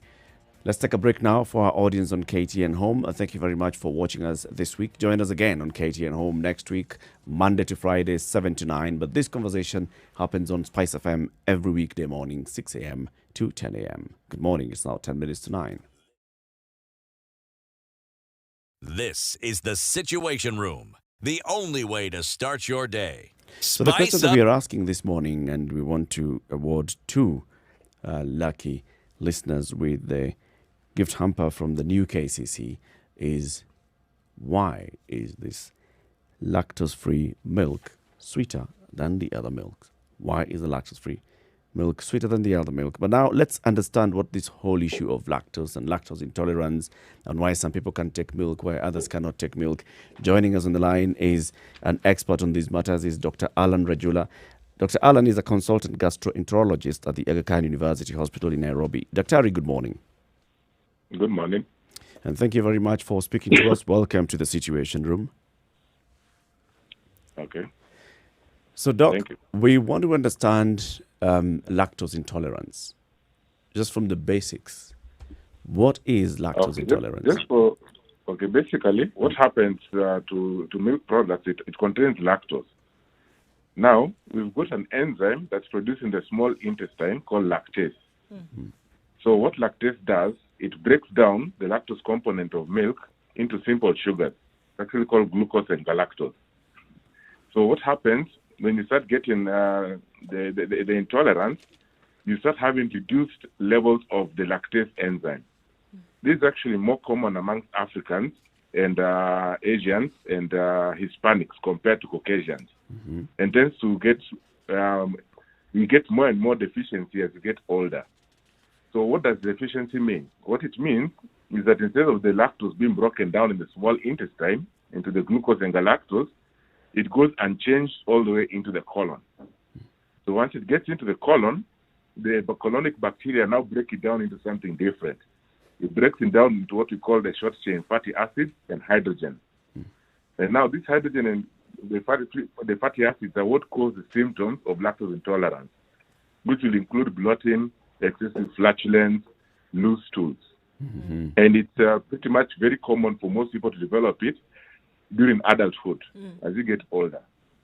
There are two forms of lactose intolerance. There's the acquired one, which is the adult onset lactose intolerance, and there's the primary one. Primary one is extremely rare, and most people will not have that one. It's the one that you're born with. You already have a mutation or complete deficiency of the enzyme. So the one that we commonly know, the one that most people commonly experience, is actually the one that develops later on in life. So that is what lactose intolerance is. How can you be sure how can you be certain that what you may have is lactose intolerance, or must you have a test, Dr. Allen? All right. So the easiest way to actually do it is an exclusion diet. Exclusion diet means you continue your normal diet, but just exclude milk products. Now, if you take, for example, if you have lactose intolerance and you take, for example, half a glass of milk, it can give you the symptoms of intolerance, which is the bloating, the flatulence, the loose stools, and so forth, for even up to 5 to 7 days. So typically what I do with my elimination diets, I actually ask them to stop taking the milk products for at least 8 weeks, which is completely off it. Now, if your symptoms significantly improve, that confirms the diagnosis. There are other tests that can be done. There's a test called a breath test, a lactose breath test, but that is not available locally and it's extremely expensive and not really cost effective to actually have as a routine testing system. So the best way to actually confirm it is to completely remove the product and you find the symptoms improve. If you reintroduce the milk, you find the symptoms come back. That confirms the lactose intolerance. Right. There's the issue of lactose intolerance, and then there is being allergic to milk. What's the difference? No, lactose intolerance means it's because of the enzyme that's in the bacteria. It's because of the lack of the enzyme that's in the small intestine. So it's not an allergy. But the allergy to milk is because of an allergy to the protein, which means the people who take milk who are allergic to it will get things like skin rash and so forth. While lactose intolerance is simply in the gut. And to confirm the milk allergy, we actually have what we call a food allergy panel, which is actually available. We even have it here at Aga Khan, which also picks the casein, which is actually the protein that we pick on specifically in the milk. And once that is positive, that confirms the allergy. So it's extremely different. And also lactose allergy is potentially dangerous. While lactose intolerance is more of an uncomfortable condition. It's not dangerous. Okay. It's just that if you take milk and you're lactose intolerant, you expect to start getting a bit of bloating and diarrhea and flatulence, which can actually even be embarrassing amongst your colleagues at the workplace and so forth. So it's not a dangerous problem. So they're completely different. How is it, Daktari, that this condition that you speak of is commonly found among Africans, Hispanics, and Asians? Why? What is the peculiarity in the makeup of these groups of people that makes them an easy target for this condition? Now, it's simply genetics. There are some conditions that Caucasians are more predisposed to, like inflammatory bowel disease and so forth, and there are some conditions that Africans are more predisposed to. So this is just simply genetic. So it's something you cannot control. What is it in our genetics that makes it more vulnerable to it? No, we don't know why, but for some reason we just seem to get some deficiency as we grow older. Okay. Finally, doctor, as we talk about lactose intolerance and people taking now lactose-free milk, the question emerges, how about people who are diabetic? Is it okay for them to take lactose-free milk? Yes, so long as the problem with the diabetics is about the sugar. So long as there's no issue with the sugar, there's no problem. All right. Thank you very much, Dr. Alan Rajula. You have really helped us to understand this.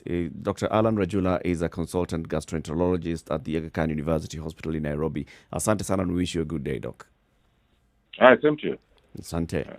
So we still want to award 2 winners this morning, and we will ask you to just get onto our social media handles, Spice FM KE on Facebook and Spice FM KE on Twitter. And our man, Mr. Brian Amulioto, is soon going to pick 2 winners. Why is it that this Gold Crown lactose-free milk from the new KCC is sweeter than the other Gold Crown milk? Why is it sweeter than the other Gold Crown milk? So that is something we want to understand. In the next hour, we will be talking to Boniface Mwangi and his wife, Jerry, because they have been featured in a film that is premiering today, Softy. Softy is about this particular couple. It's about Boniface Mwangi. We all know Boniface Mwangi. He vied for a parliamentary seat in the last general election. He ran a campaign where he even did some crowdfunding, asking people to support his campaign. We want to understand what made him just choose to get into this. Boniface used to work at the Standard Group a couple of years back. The photographer, after the 2007 post-election violence, he documented that with his camera, and then that also launched him into activism in seeing what was happening during the post-election violence and wanting people to clearly see some of the photos that could not be published on newspapers or even in other media. But he wanted to do that. In fact, he had a campaign called Picha Mtaani, in which he went and printed all these photos that he had taken, and he was putting them up for display around the country for people to see the other side that maybe people did not see in the media of the 2007 post-election violence. All right. He has also even released a memoir called Unbounded. He released it in 2017. We'll be speaking to him shortly. This is Kenya's biggest conversation, The Situation Room. Remember, you can join the conversation by SMSing 40127 or also posting a comment on our social media handles, Spice FM KE, on YouTube, on Facebook, on Instagram, and even you can call in 0719 012 600. Good morning. It's now 9 o'clock.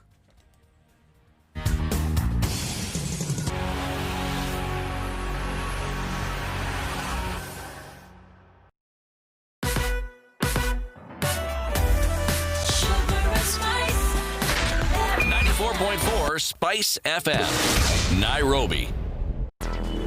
Traffic. Okay, so there's traffic outbound of the city today, and we're still looking at Maimahiu, that area still clogged up.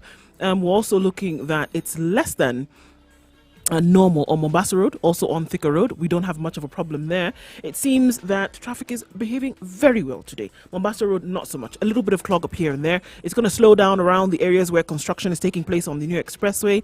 And then Uhuru Highway until right after the Nyayo Stadium roundabout through to Westlands. It's bumper to bumper in some parts, but then it's smooth in other parts. So it looks like a good Friday when it concerns traffic today. Unless I'm wrong in some areas, do let me know. Spice of MKE on Twitter or 40127. Text.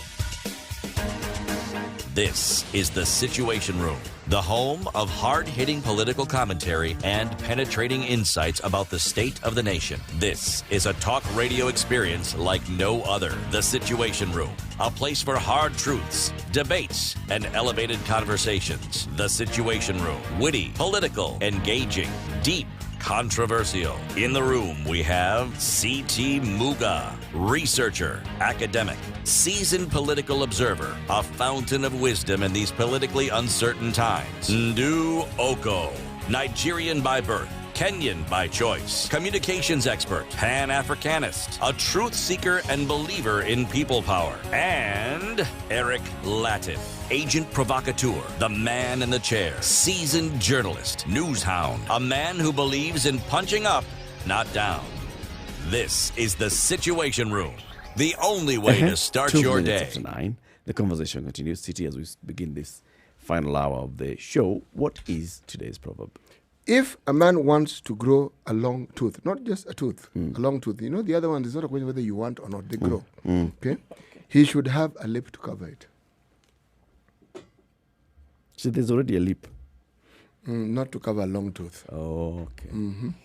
Okay. And you know it's long because it stands out. Yeah. Yes. Okay. Essentially, they're telling you grow a lip. If you're Okay. going to grow the long tooth, grow a long lip. So people with big lips, it's because they have big teeth. That is certainly the way you would look at it.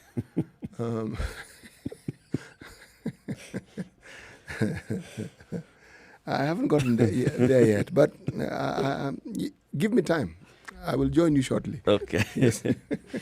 Let's reward our two listeners this morning. Mr. Brian Amulioto has picked two. We were asking, why is the Gold Crown lactose-free milk sweeter than the other milk? And Lucy Morioki says lactose-free milk is sweeter than regular milk because when lactose is broken down, it's broken into two individual glucose and galactose in form of sugar. Then Ruth Kwamboka says lactose-free milk is broken into two glucose and galactose, which have a higher level of sweetness than lactose, hence it makes it sweeter. Yes, it's all about the issue of breaking down this lactose so that then it's able to get into your system, like the Daktari explained to us. And then when you have that, then you are able to feel like I can accommodate this. So when you take this Gold Crown lactose-free milk, it will taste sweeter because the sugar has been broken down. To our new winner this morning, Ruth Kwamboka and Lucy Morioki, congratulations.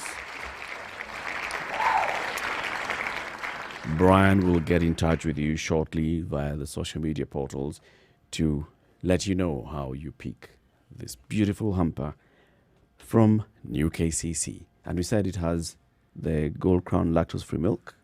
It has what else? The normal UHT milk Normal UHT milk. and some butter. Some butter. Yes. Right. So tomorrow, know who butters your bread. Is the butter lactose free? That's a good question. This You would particular one? It's a good question. It's a good question. Or you assume that in the process of making it butter, It has broken down the lactose. because you've actually changed the composition of what it was and made it into a different commodity. Indeed. So as we get into this final conversation of the week, there is an issue of, and we started, was it this week that we started that conversation, or was it last week, when we had the conversation with Mwalimu Mutemu Wakiama and talking about the civil society and wanting to take, stop complaining about leadership and actually throwing your heart into the ring and saying, I want to participate in this.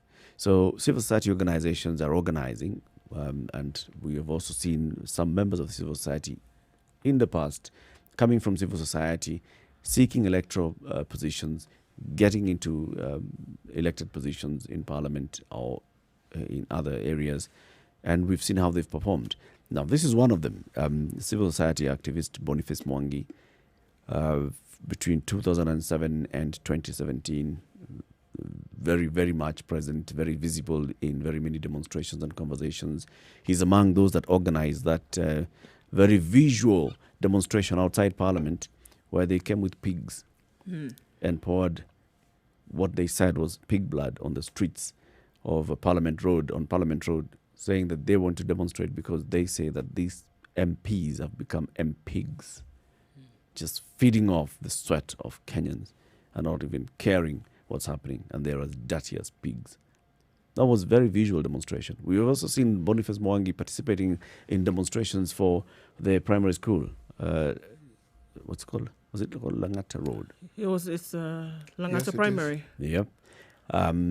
Demonstrating there, leading other people to come and join this demonstration. We've seen them participating in other demonstrations around the country. And then in 2017, he said, you know what?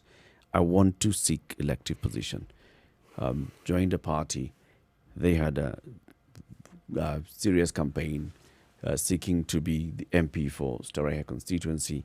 And we, of course, know that he did not win because the gentleman called Jaguar is the one who ended up winning that seat. Okay? But participated. This is the way to go for, activists. Should people now be looking at them and saying, you have really been campaigning for good governance. Why don't you come and show us what that good governance is all about? Was it a matter of him and the political party on which he decided to launch his campaign, or was it because this gentleman who is now the current MP, I believe, is a musician. So by virtue of being a musician, the likelihood of being known and heard by more people, should we say, is higher? Because Jaguar, from the pictures I've seen, strikes me as a youthful individual. He is. Boniface Mwangi also strikes me as being a youthful individual. Yes. So, and in terms of the profile of what the person represented, because remember, every politician comes out as the true representative of the people. Okay? Now, the person whose CV pointed to actually representing people by voicing their issues, I would argue from a purely layman's perspective that Boniface Mwangi had done more in that field, or perhaps it is I who has not listened to the songs that one Mr. Jaguar has been singing. Maybe in his songs, he was actually fighting for the cause of the downtrodden. I don't know. Some songs had that message. Our leaders, they get into parliament and they just forget about us. And, want to vote a border, something like that. He had songs that also had messages that contained some form of activism. Actually, that particular seat had a number of youthful candidates. The other youthful candidate is a gentleman called Stephen Bogo of ODM. Same seat. So ODM had a youthful candidate, Jubilee had a youthful candidate, and then we had this Boniface Mwangi from his party, youthful candidate. Now, if you want to talk about, so who is known more by the people, the voters of this? Who have the voters interacted with more? Actually, maybe they've interacted with the music of Jaguar. They've also interacted with the demonstrations of Boniface. I would take it further. You can't carry a demonstration on your CD and listen to it, but you can carry a song. Yep. But then I would also ask the question, what constitutes the voting blocks in that particular constituency? All right. In terms of demographics. Yeah. Demographics, the youth take the cup everywhere in the country. But in terms of, for instance, the people who might go to that constituency to work, but they don't live there, so they don't necessarily vote there. So now, if there are businesses without large business entities within that constituency, I would ask, who are the people who are best represented? Because it's in these formal settings or even informal settings where you get groupings. And it is groupings that can guarantee you some form of almost guaranteed vote, as opposed to just an open field where everybody just sort of like votes the way they see fit. That's why people talk to women groups, they talk to church leaders, they talk to church leaders, they talk to youth groups. And that's why they do this. Because that is a formal setting within which you will actually already get a crowd. But Starehe constituency is an interesting, historically, an extremely interesting constituency. Yes. It is. Starehe, for those who don't know, actually represents the CBD.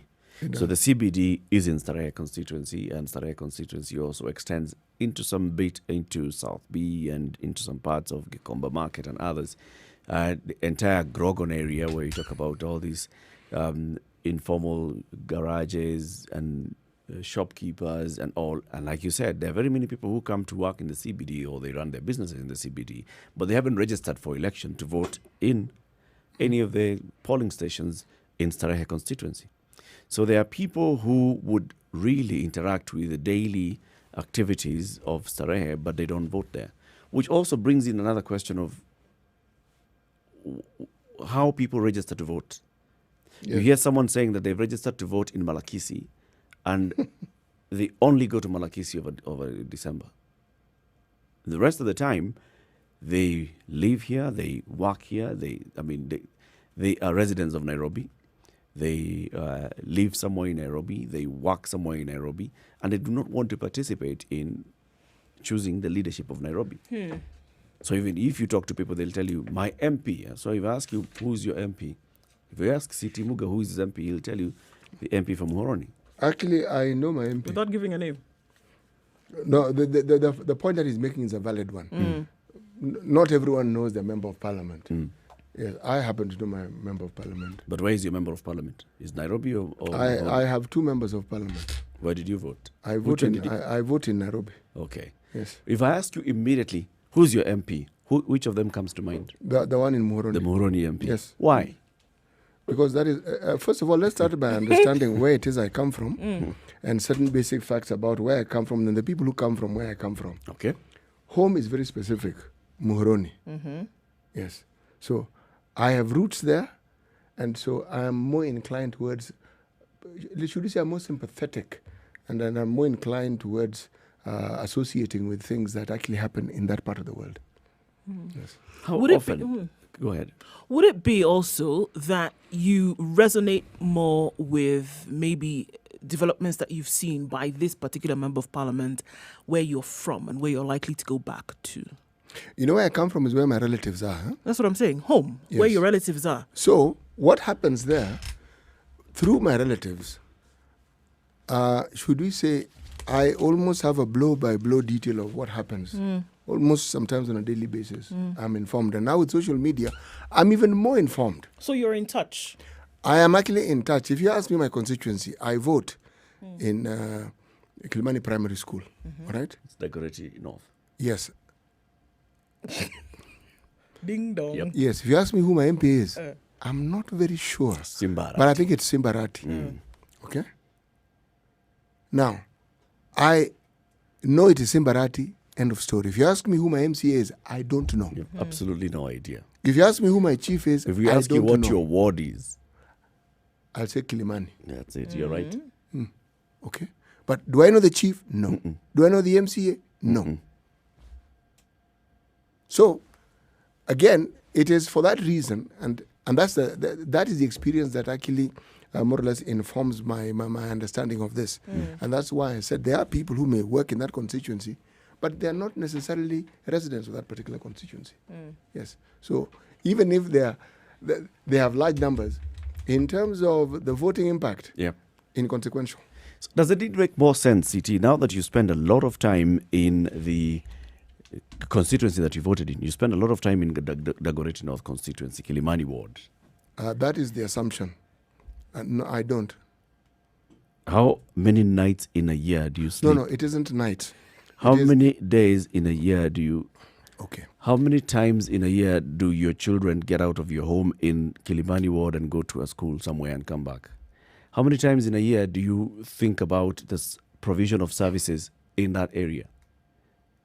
And actually, so why don't you let me answer you honestly? What is it that made you decide that you are going to register as a voter in Dagoretti North constituency, knowing full well that your relatives are in Muhoroni? The simple reason is my relatives are more than me. And if you're talking about the influence that they might be able to bring to bear on the member of parliament is greater than mine. Yes, I spend a great deal of time in the constituency I live in. That is true. But what is also equally true, it's more convenient for me. That school happens to be something like 200 meters from where I live. So in terms of voting, these crazy hours I hear people waking up to go and vote, I am not subjected to them. And even more importantly, where I live, I really have no reason to know who my member of parliament is. The basic amenities that people seek to have where I live, I found those amenities there. I don't have to even look for them. I don't even have to think about it. So why participate in the electoral process for that constituency? It's called choice, Baba. Choice. If you're saying that it doesn't really matter to you, if you're saying that it doesn't impact you, not if you're really. saying that you don't really care who the member of parliament Care, is. it's you who's put in. Okay. I said I don't know my member of parliament. But you don't bother. It's not bother. I don't need to know him. You don't need to know your No, member I of don't. parliament. You don't need to know your MCA. No. You don't need, therefore, by extrapolation, you don't need to know your governor. All right, let me ask. So why does it? Let me make it simpler for you to understand, Eric. I don't know the president. Okay?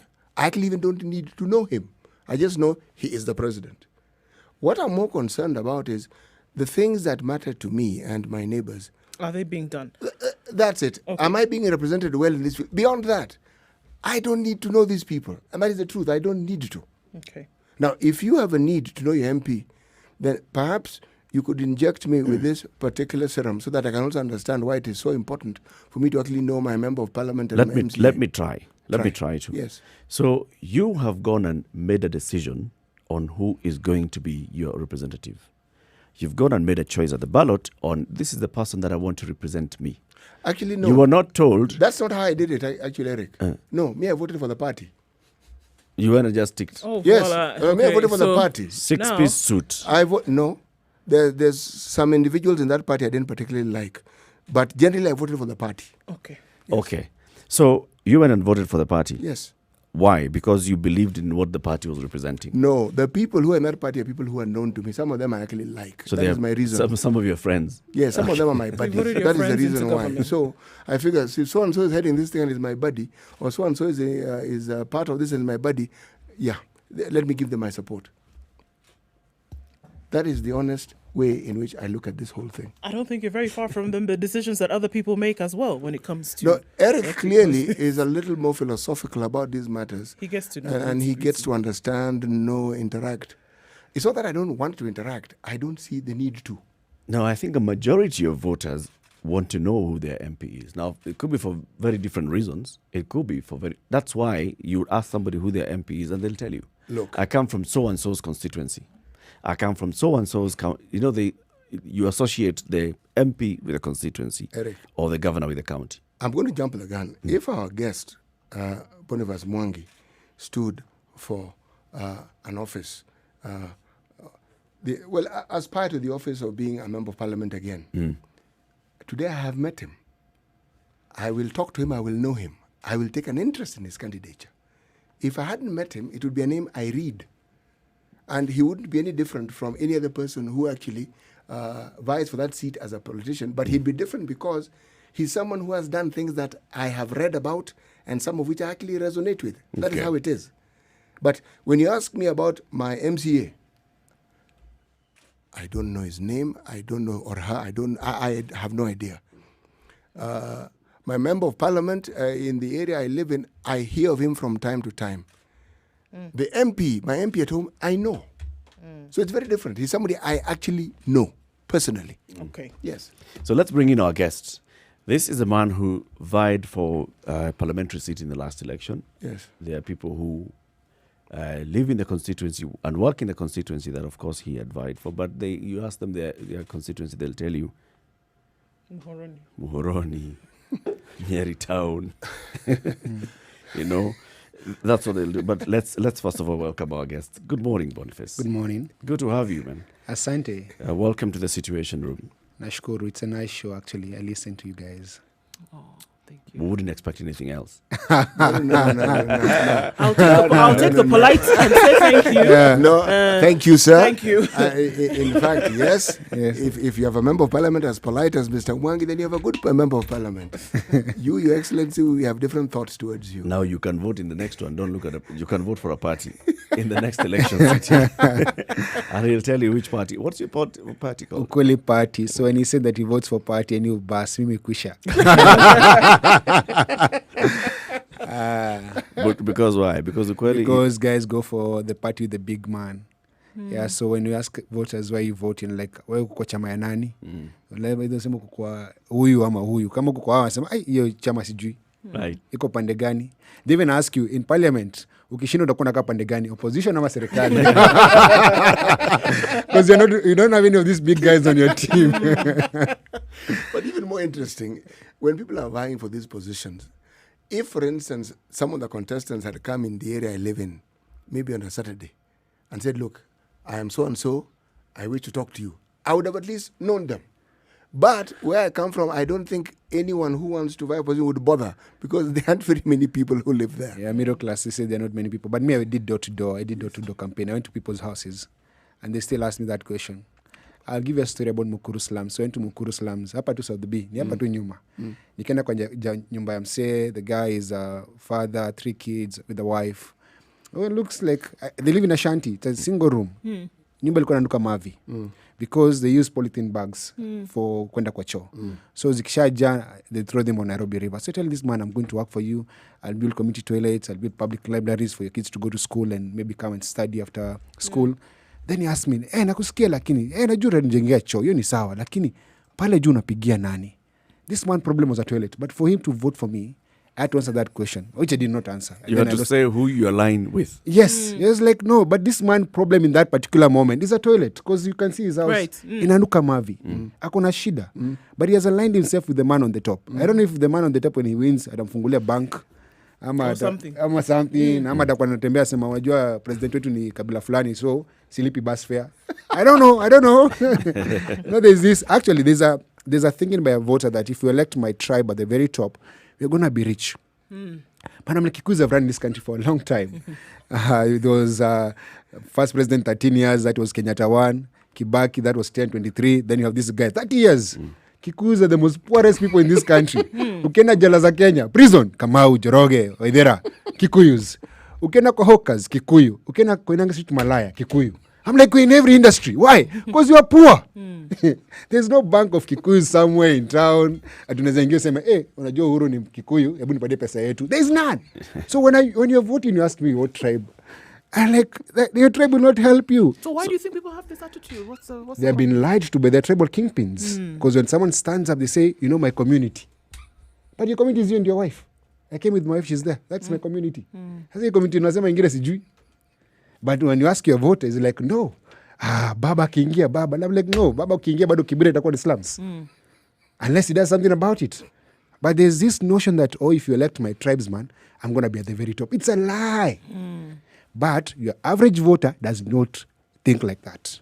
Walinisumbua sana starehe, bro. So when you visited these families and that they would ask you that question, how would you respond? I was heartbroken. I'll try and tell them, actually. So the 2 things that actually they brought a lot. Religion, it's God's will for leaders and all these things. And then they blame their poverty to God. I'm like, Ose, there's no bank of God in Kenya. I'm a bank of Satan. And there's not a Todidi Satan, I'm a God. God doesn't own land or banks or anything. So when you tell me ati ni shauri ya Mungu God's will, I'm like, there's no God's will here, my friend. You queue and vote. When you're voting, there's no devil on the ballot, there's no God on the ballot. It's individuals. So chague sisi na sera zetu badala ya kuniambia kabila gani ama wewe unaenda kanisa gani. How does my church have to do your vote? So that was the encounter, that every single discussion I had with the voter wasn't rational. Maybe there's an issue with the church. We should ban churches, my friend. No. They want serious. They want As to long understand. Ban. No, si choma. Okay. No. I'm just calling. Msichome kanisa. Nasema to control kanisa. Kwa sababu wale mapasta wanatudanganya. There's no way you can tell me that there's heaven huko kwenye tunaenda na mimi naishi kwa shetani hapa. Because everyday life is suffering. How come my pastor and my leaders do not live in poverty? Right. So why should I wait for heaven for me to enjoy life? So is it the church or is it the individual? No, pastors? the religion, my friend, because you look at the countries that are actually Africa and Europe, who prays more? So Africa. And then who has more problems?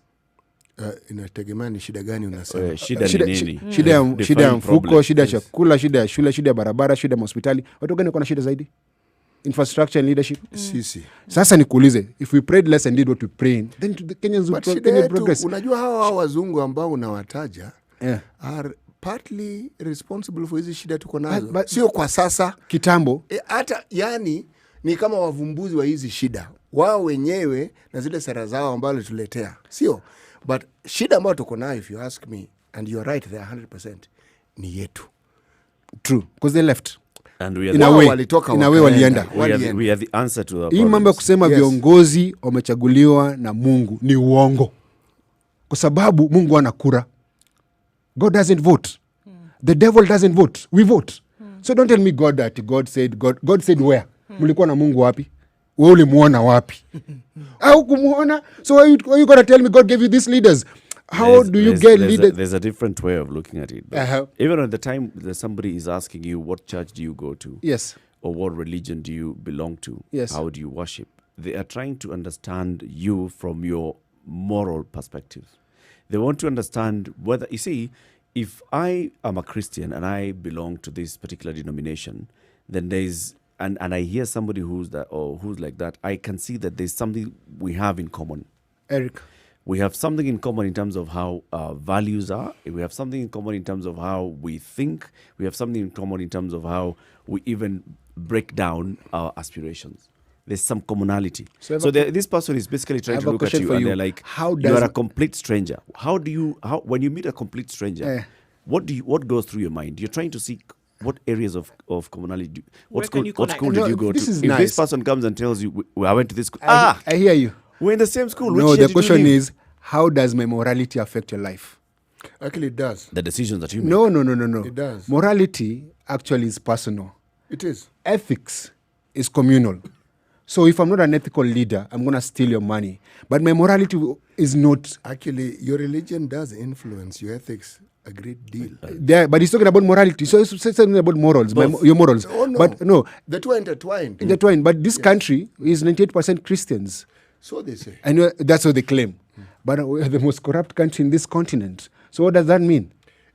You mean we've overtaken some of the other Nigeria and the Somalia. Yes, we are there.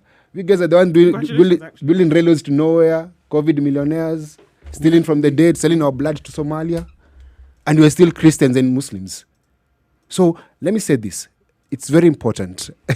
It's very important as a people to know that my morality is personal.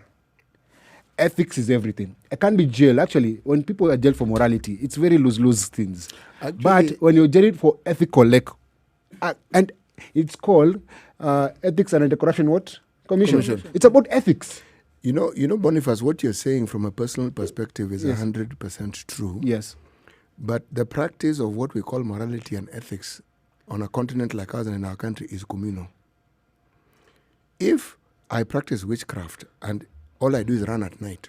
Yeah. Okay? And misbehave at night on my own. Yeah. Running naked. Yes. I could say it's my own personal nighttime activity. True. But the community will not see it in that light. True. There is always a point at which what is personal to us and what is communal crisscross. How does that me running around naked at night make you not have food in your house? Because, you see, let me say this. The problem is we have mistaken, actually, ethics for morality. And I'm not saying you should be moral or whatever it is. I'm just saying what you need is ethical leadership. And ethical leadership doesn't mean that you pray. Where do you get your where will you get your ethics from? You get your ethics from the national values. It's in the Constitution. And you're assuming that people read the Constitution. The Constitution doesn't actually have morals, actually. It has actually ethics. You get jailed for ethical grounds, not for morality grounds. These things that people go to jail for, prostitution and such things, is on the morality. And I don't think there should be legislation about that. Okay, in your opinion, what is ethics? What is ethics? Yes. Ethics are governed by laws. So, for example, if I am administrating this country as the president, I'm supposed to uphold the law, and I'm supposed to provide ethical leadership, which means if there's a budget for a particular project, it's not going to be taken by my friends and my cronies and my relatives because I'm ethical enough to ensure there's a clear, transparent What will process. guarantee those who, let's say I want to vote for you, what will guarantee me that you will do better than the other person? Because if the laws of this country worked, an ethical leadership means jail term. Now, you see, that's what I'm getting at. You see, it's difficult to divorce morality from ethics in this sense. When people talk about their religion, they are talking about the really wonderful, good stuff about the religion that everybody wants to believe and talk about. Yes. And so they think that if you're a religious person, you will actually be, as you say, an ethical person. So in their mind, a moral person is also an ethical person. Now, the truth is that is not true. That's not. There you go. That's not true. You can be the most immoral person. I'm not advocating for immorality. You can be the most immoral person, but at the same time, you're the most ethical leader. put that into a picture, I'm hearing you saying that if you have a leader, for example, who is sitting in an office with public administration and knows that this is a budget for certain things, and you know that they play within the lines, they do what they're supposed to do. They were playing along ethical guidelines. Yes. What you do at night, with however many wives you have or girlfriends, and if you have one wife, that's completely up to you. And it doesn't affect the work you do when you go. There you go. And I'm saying the reality and the practice of it, unfortunately, confounds what you're saying. Because that is how people will judge you by those activities that we're referring to as moral. I'm just talking about the reality. Do you know the most... Let me not go there, but I was about to go about... Yeah, why don't you just go there? Let's take a break. Let's take a break. Go there. Let him go there. Let's take a break. Then you Go there. then you Are come you sure? Please, we want you to walk there. I don't think so. 29 minutes after to 10 o'clock, this is a Situation Room, Kenya's biggest conversation. We're speaking with Boniface Mwangi. So who are you? What are you? I'm an activist, and I'm here to talk about Softy, the film. Yeah, I want guys to go and watch Softy. We'll talk about Softy, the film, right after this. Activist Boniface Mwangi is here with us in the studio, and we'll be talking about this film, which is premiering today. Good morning. Let's take a look at what's happening on the sky and on the roads.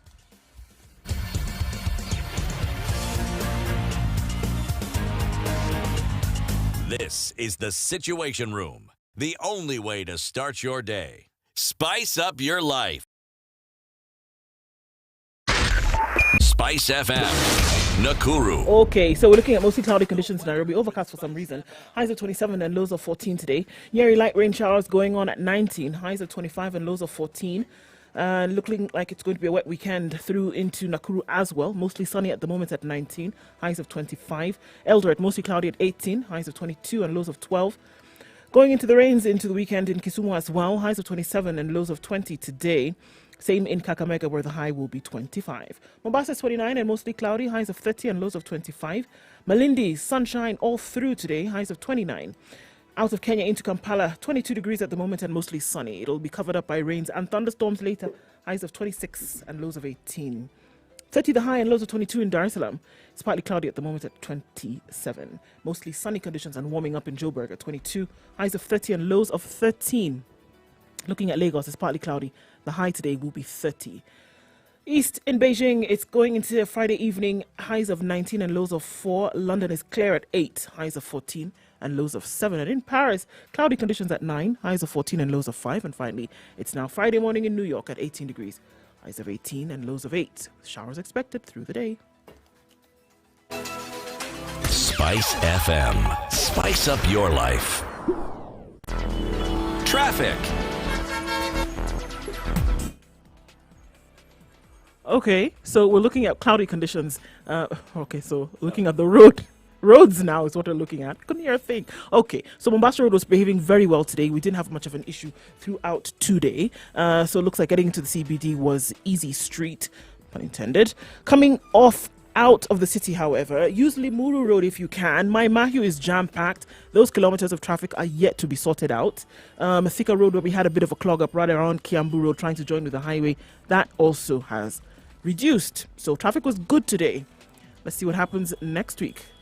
Talk to us on Spice FM KE on Twitter. Text us on 40127.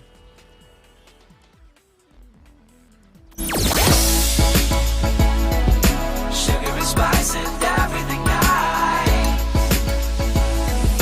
Spice FM. Spice up your life.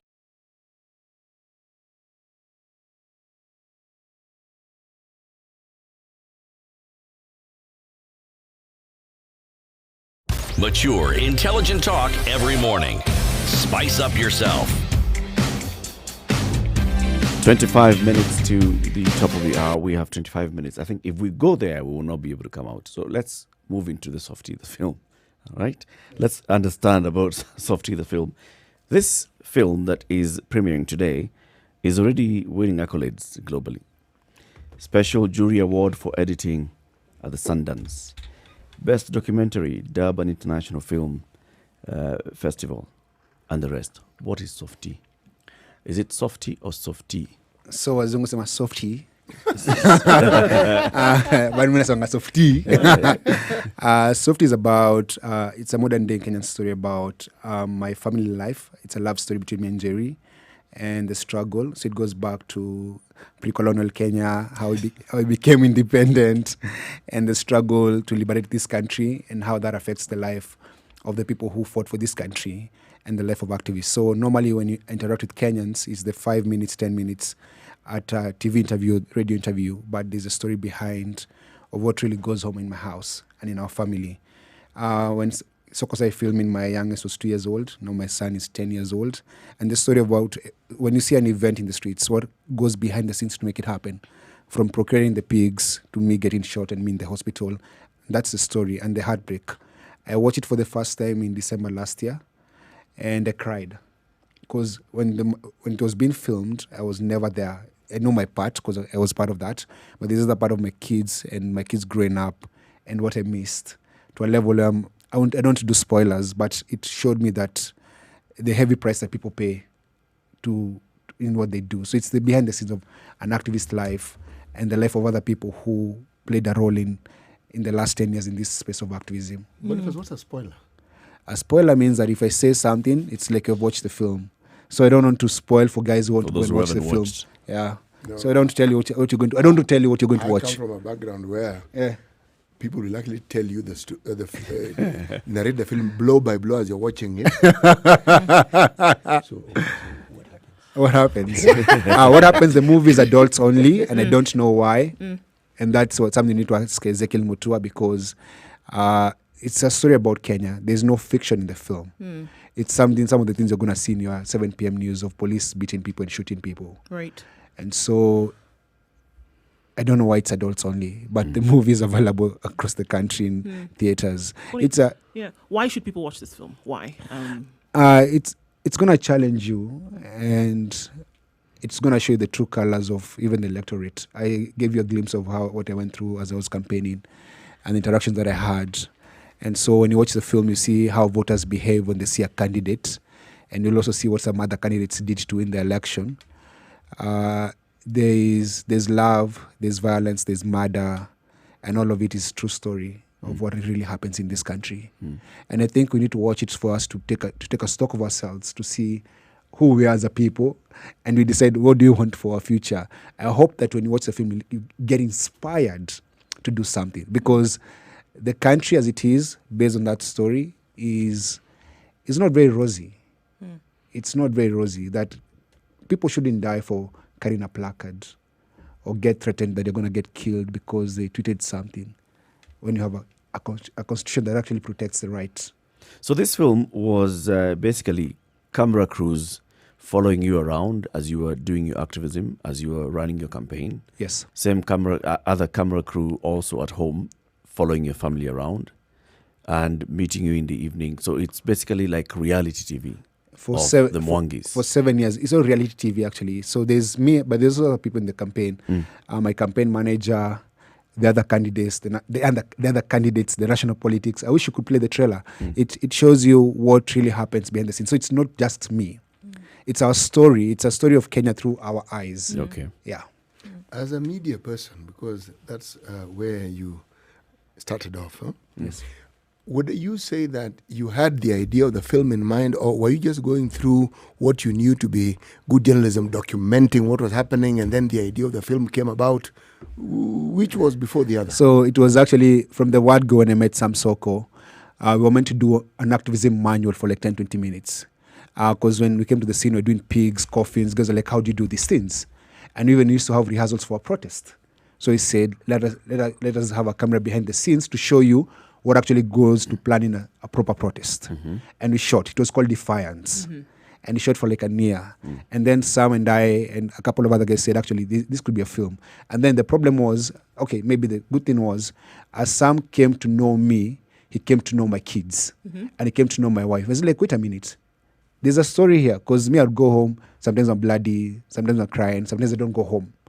And my wife would be in another world through all those emotions.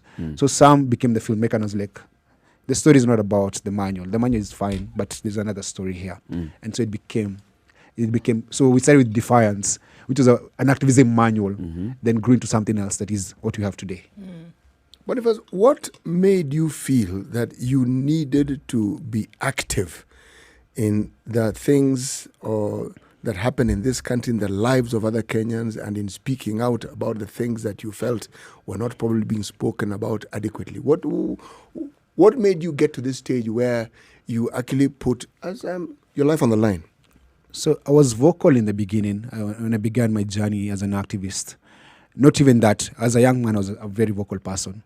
But along the way, I lost my voice because I was told by my mother, if you continue talking like this, you're going to lose your life. I got expelled from school. It was too much trouble. So I became quiet and I became a coward. And then I got a job at the Standard right here. I worked here. And now every single day I'll be sent to cover assignments by my editor, and I'll go take pictures. They'll be published, but there's nothing happens about it. And I felt it wasn't enough. But my biggest turning point was 2007 post-election violence. So seeing the violence, documenting the violence, and seeing what really happened, then coming back to the same newsroom, this one, and seeing that after we had covered the violence and everything, then the country moved on. The guys who were fighting were now drinking tea together. And I was like, there's a problem here. And my job was to cover the guys who allegedly sponsored the violence. I'm like, it doesn't sit well with me. And so I quit my job. And I thought I could help guys organize. So the first thing that I did when I quit working here, I started showing the pictures in the streets of the violence. I was trying to do public education. I'm like, you guys fought. But the last photo is of these guys shaking hands, having a cup of tea. Don't you think there's a problem? Because in between, there are many people who died, many people were displaced, but none of their daughters were raped. And none of them lost a loved one. But you guys fought for these guys, but now they're in the same party drinking tea. And I began that. And then it was, people saw the pictures, but they still went back and voted for the same characters. Right. I'm like, I thought maybe they're voting for these characters because they don't have an option. They say, and then can you reject? Did what you saw in the country or, around you, did that make you an activist, or were you born one? Was I born one? Was I born one? That's a hard question. I was people would say problematic, or they say nowadays, because I grew up in approved school. And I got the name Softy in approved school because when I went to approved school, the school had people who had raped, murdered, but they were minors, so they were jailed there. It's like a Boston institution. Right. But for me, I was picked up because I refused to go to school. So I was thrown in there with all these hardcore guys. So they called me Softy. Because among all of them, you have no cred. I have no credibility. I had no street cred. So did it become, but I think getting exposed to violence and seeing what really happened, I think awakened something inside of me. Right. And I became who I am. Am I fearless? Sometimes I'm not fearless. I am afraid. When you think of what you have done and what you have determined to do, you've made a statement that I would like us to look at. You said the voter rejected you. Yes. Maybe it wasn't rejection. Yeah. No. If you introduce a concept of or an idea that people cannot relate to directly, it's not that they're rejecting you. Yeah. It's just they prefer what they know, even if what they know is oppressive. So perhaps, even when you talk about activism, there is the issue of how do you make this activism resonate with the people that you are talking to? How do you get this thing which you feel and understand? What do you do so that they can feel and understand it exactly the way you do? Open a church. And walk around with the Bible. And I almost became a youth pastor. I grew up in ministry and I still go to church and I believe in God. But I also think that there's a way religion has made us very, we become like servants. We're very docile is the word. Turn the other cheek. Don't question authority. There's a problem with that. Does religion really teach you not to question authority? There's a lot of docility in religion because you can. There's scriptures in the Bible that say authority is God's appointed. There's a place that rebellion is a sin of witchcraft. The things in the Bible. But and this is very controversial. And then I'll say it, and I know I'm going to get into trouble and I say it. But the truth is, the first person to challenge authority and say you have too much powers was Satan. That's the first person who did that. But you have to look at it at a very intellectual, philosophical point of view. The guy said, you have too many powers. We have all do is sing for you. Let's share this kingdom. Then they shared. The story could be mythology or whatever it is, but that's the truth. And come along the way, Jesus was an activist. He came to challenge the Pharisees, the Sadducees, and the religion order. He was an activist. John the Baptist was an activist. Moses was an activist. He killed an Egyptian, then challenged Pharaoh. He killed two Egyptians. You see, so chronologically, if you read the Bible, actually, there's a place for rebellion and resistance. The problem is, unaambiwa wewe omba tu, mambo itabadilika. The Arab have a saying, pray to Allah, but tie your camel. There's a role you must play in getting change. That same Bible that you quote says, come, let us reason together. But let me ask you, if they're not going to reason with you, what do? Let the dead bury their dead? Keep on. You see, one of the beautiful things about the Bible or religious books is that people will choose scripture that favors them. Yes. But if they read it in totality and understand it, there is hardly any religious book that is not liberating, which actually, the very things that we talk about in our Constitution, the very things we talk about even in the American Constitution, what do you think their greatest influencer was? It wasn't their thinking. It was the Bible. Yes. Religious text. Yeah. Essentially, that's primarily what it was, because it clearly talked about human rights. Yeah. Without necessarily calling it human rights. It talked about individual rights, not necessarily calling it individual rights. True. You remember the tax collector? What was his name? Zacchaeus. He said, I'll return what I've stolen 70 times 77. 7 times 7. No. Him, he did 4. He did 4. Yes, the 70 would have left him completely broke. he returned 4 times whatever he stole. Times 4. So the guys who actually say now nimeokoka, I'm in charge. 70 times 7 is for forgiveness. For forgiveness. Yes. Let's come back to the film. It's also nasema. So the guys who quote the Bible and say I'm a Christian and all that, and you know they're thieves, return what you have stolen 4 times. If you know that you have property or anything that you have stolen, just return and say, my God does not allow me to hold stolen things. But as long as you hold stolen things, you and God are not in the same WhatsApp group. What you're right about is this. Even that very thing that you're saying is good in that it brings about accountability, which one should. Let's come back to the film and then we go into the break, because we also want to have a conversation with Nyeri. And we want to understand the other side of this film. When Boniface Mwangi was going around procuring pigs, pouring, was that actual blood? The actual blood from the Goreti market. Yeah, so buying blood and pouring and splashing blood on the streets of Nairobi and getting beaten and screaming and all. There's a woman who stayed at home. There's a woman who encouraged him in the morning, and there was a woman who stayed getting worried what would happen. And we want to understand her story as well. So I just want to ask you before you go, at some point when you were doing those things that you were seeing on TV, were you adding some of the action just because you knew that there's a camera? If like when you're screaming and you're saying, when you've been arrested you've just been held by cops. I mean, they are guiding you towards a police vehicle, but you're there screaming yourself hoarse. Was that for the camera? Was that to make this film? It is wrong for a journalist to misrepresent facts. And I've never seen police officers holding someone softly. Maybe if you're a member of parliament or someone important. But even Sonko discovered he knows how to scream because of how he was being held. Kenya police do not approach you with love and caution and romance. They come with brutality and violence and hatred. And they do not hit you for the camera, they hit you for real. They don't shoot you for the camera, they shoot you for real. I've gone for surgery. I would actually tell you of my ailments if it wasn't. Medical history is private, but I have injuries that I'll have to live with for the rest of my life because of being at a protest and something happened to me.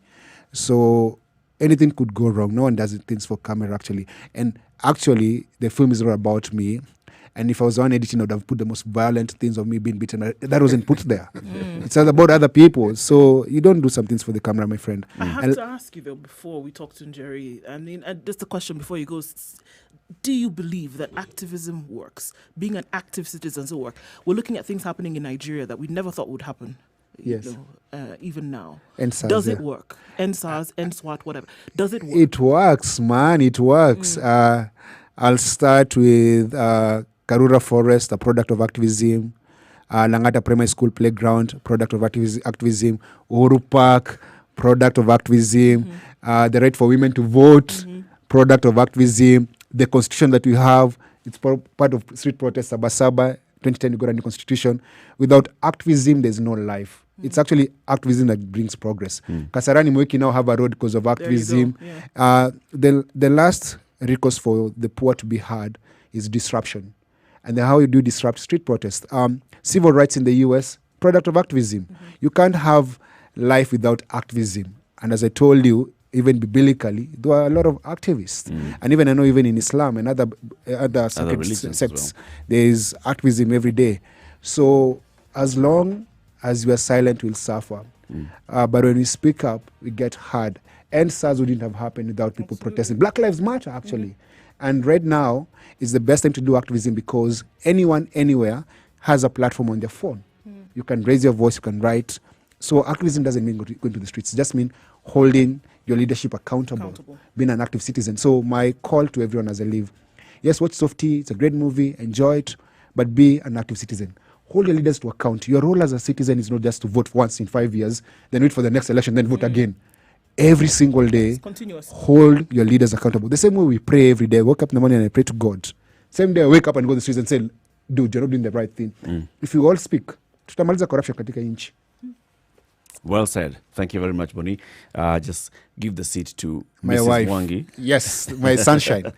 All right. And we talk to her about this. This is the Situation Room, Kenya's biggest conversation, having a conversation with Boniface and Njeri Mwangi about this film that's premiering today. It's called, well, the Wazungus are calling it Softy.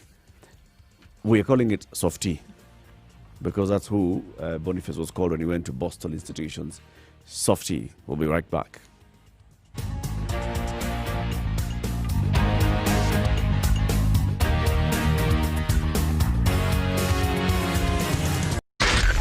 Spice FM, Nakuru.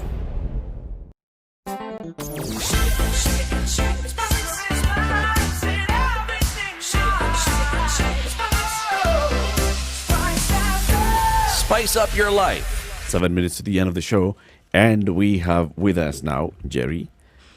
So, are you Jerry Mwangi? I am Jerry Mwangi, yes. There you go. All right, so Jerry, this man goes out in the streets and does the things that he does. There are some instances where we've seen photos and video clips of you joining him in some instances. But according to what he has told us and according to the trailers for this film, Softy, there's also the other side of being the anchor, the support, raising the kids, explaining to the kids why the father is not here, explaining to the kids why the dad is crying, explaining to the kids why this man has walked in with blood all over his clothes. Why is he in hospital? How was that? How has that been? Not was. Wow. It's not been easy, but it helps that when I met Bonnie, I knew he was not one to stay still in the face of things that are not right, that are not sitting well with him. And in our very first date, when he first took me out at TC, we go have coffee. The things he talked about, I was completely awed. But then he painted for me a world, or a Kenya, not a world, a Kenya that is people are living a dignified life. And he comes from, his background is not such. But that's what he really wanted for people like himself who felt that they didn't have an opportunity at life. So that's the man I was attracted to. So when this plays out the way that it has, it shocks. I don't know if the word is shock or surprise, because I was like, oh my gosh, how can you want good things and not just for yourself? Because, I mean, if there are playgrounds for children to play, if we have hospitals, good hospitals, if we have good schools, how can you want that and then meet all this kind of violence? How can you be the only one who wants that? Or how can you be so few people that want that kind of life? So that's the person I got married to, and that's the person that I see. And it makes me very sad when he gets that kind of violence. And not just him, because he never goes for protest alone. Yeah. I mean, otherwise he'd be in Mathare Hospital. People would say he's crazy. But because he goes out with all these other people who believe and want the same or different even things, then there's all this kind of violence. And so when I see it on TV, it makes me chill. I'm like, at the end of the day, I just want him to come home. Right. Just walk home, not come home in a wheelchair or on a bed that I'll have to take care of him all my life, all his life. I just want him to come home and be with me and be with his children. People must have told you that you were absolutely crazy to stick around with somebody who was doing things like this. What were your answers? They still do. I'm sure. What would your answers be, really? That you have somebody who's putting himself in harm's way. What would your answers be? I am crazy. he is crazy.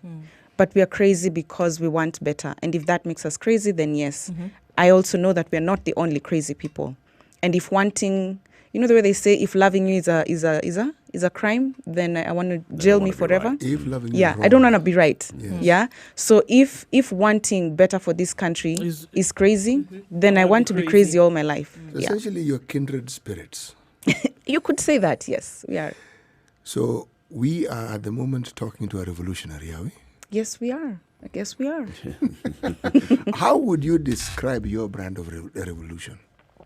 I think as a woman, and what this film also does is that you don't see what we do. You don't see the price we pay. You don't see the sacrifices that are made. And when you see this man, you see him as if he stands by himself. He does wash himself, but he cooks. There's somebody, or there are people at home that cook for him, that make sure his clothes are clean, that make sure he has a clean home to come to, that his children are well taken care of. That listen to him. Support him. That support him. So, but you do not see what it takes for us to be in that space. And for me, what this film does is that it humanizes this men that you see, that you call fearless and courageous and all that. Yes, he is, and no, he's not. By the time he's leaving the house, we've had, breathing. We've held and said, we can do this, we can do this. Yeah.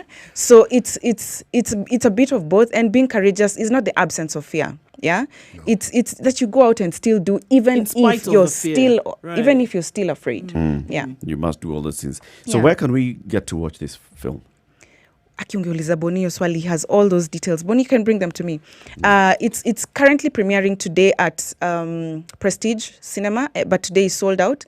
And then it's going to be at Prestige for the next couple of weeks. It's at Parkland's Anga Cinema from tomorrow. I think from tomorrow. Boni, please say that. So you can watch the film at Unseen Nairobi in Center. You can also watch the film at Diamond Plaza. Anga Film. You can watch the movie in Eldoret. And from tomorrow at Prestige. Today, Prestige is sold out. Right. Thank you. All right.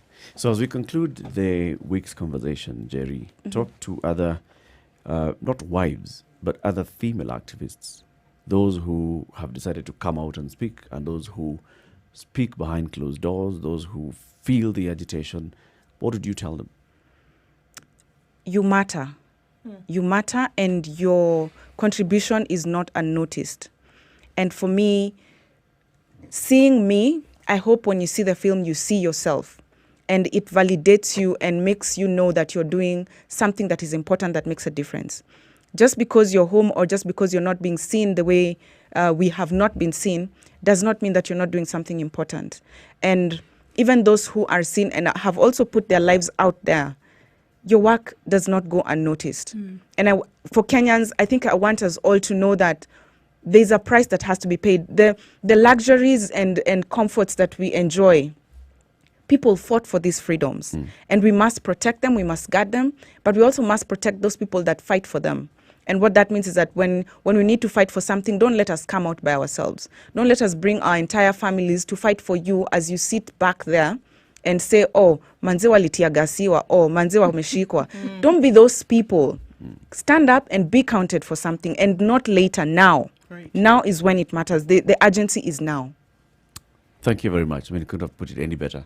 I think even Boni could not have put it that way. Thank you, Eric. Asante sana for joining us today, Boniface and Jerry Mwangi, and we will be going to watch this movie, Softy. Please do. In all the places. Ask them to come and talk to us again. I think it's absolutely necessary. But this conversation in my mind has only just begun. This conversation has just begun. Yes, there's so much I would have wanted us to talk about, but time being what it is.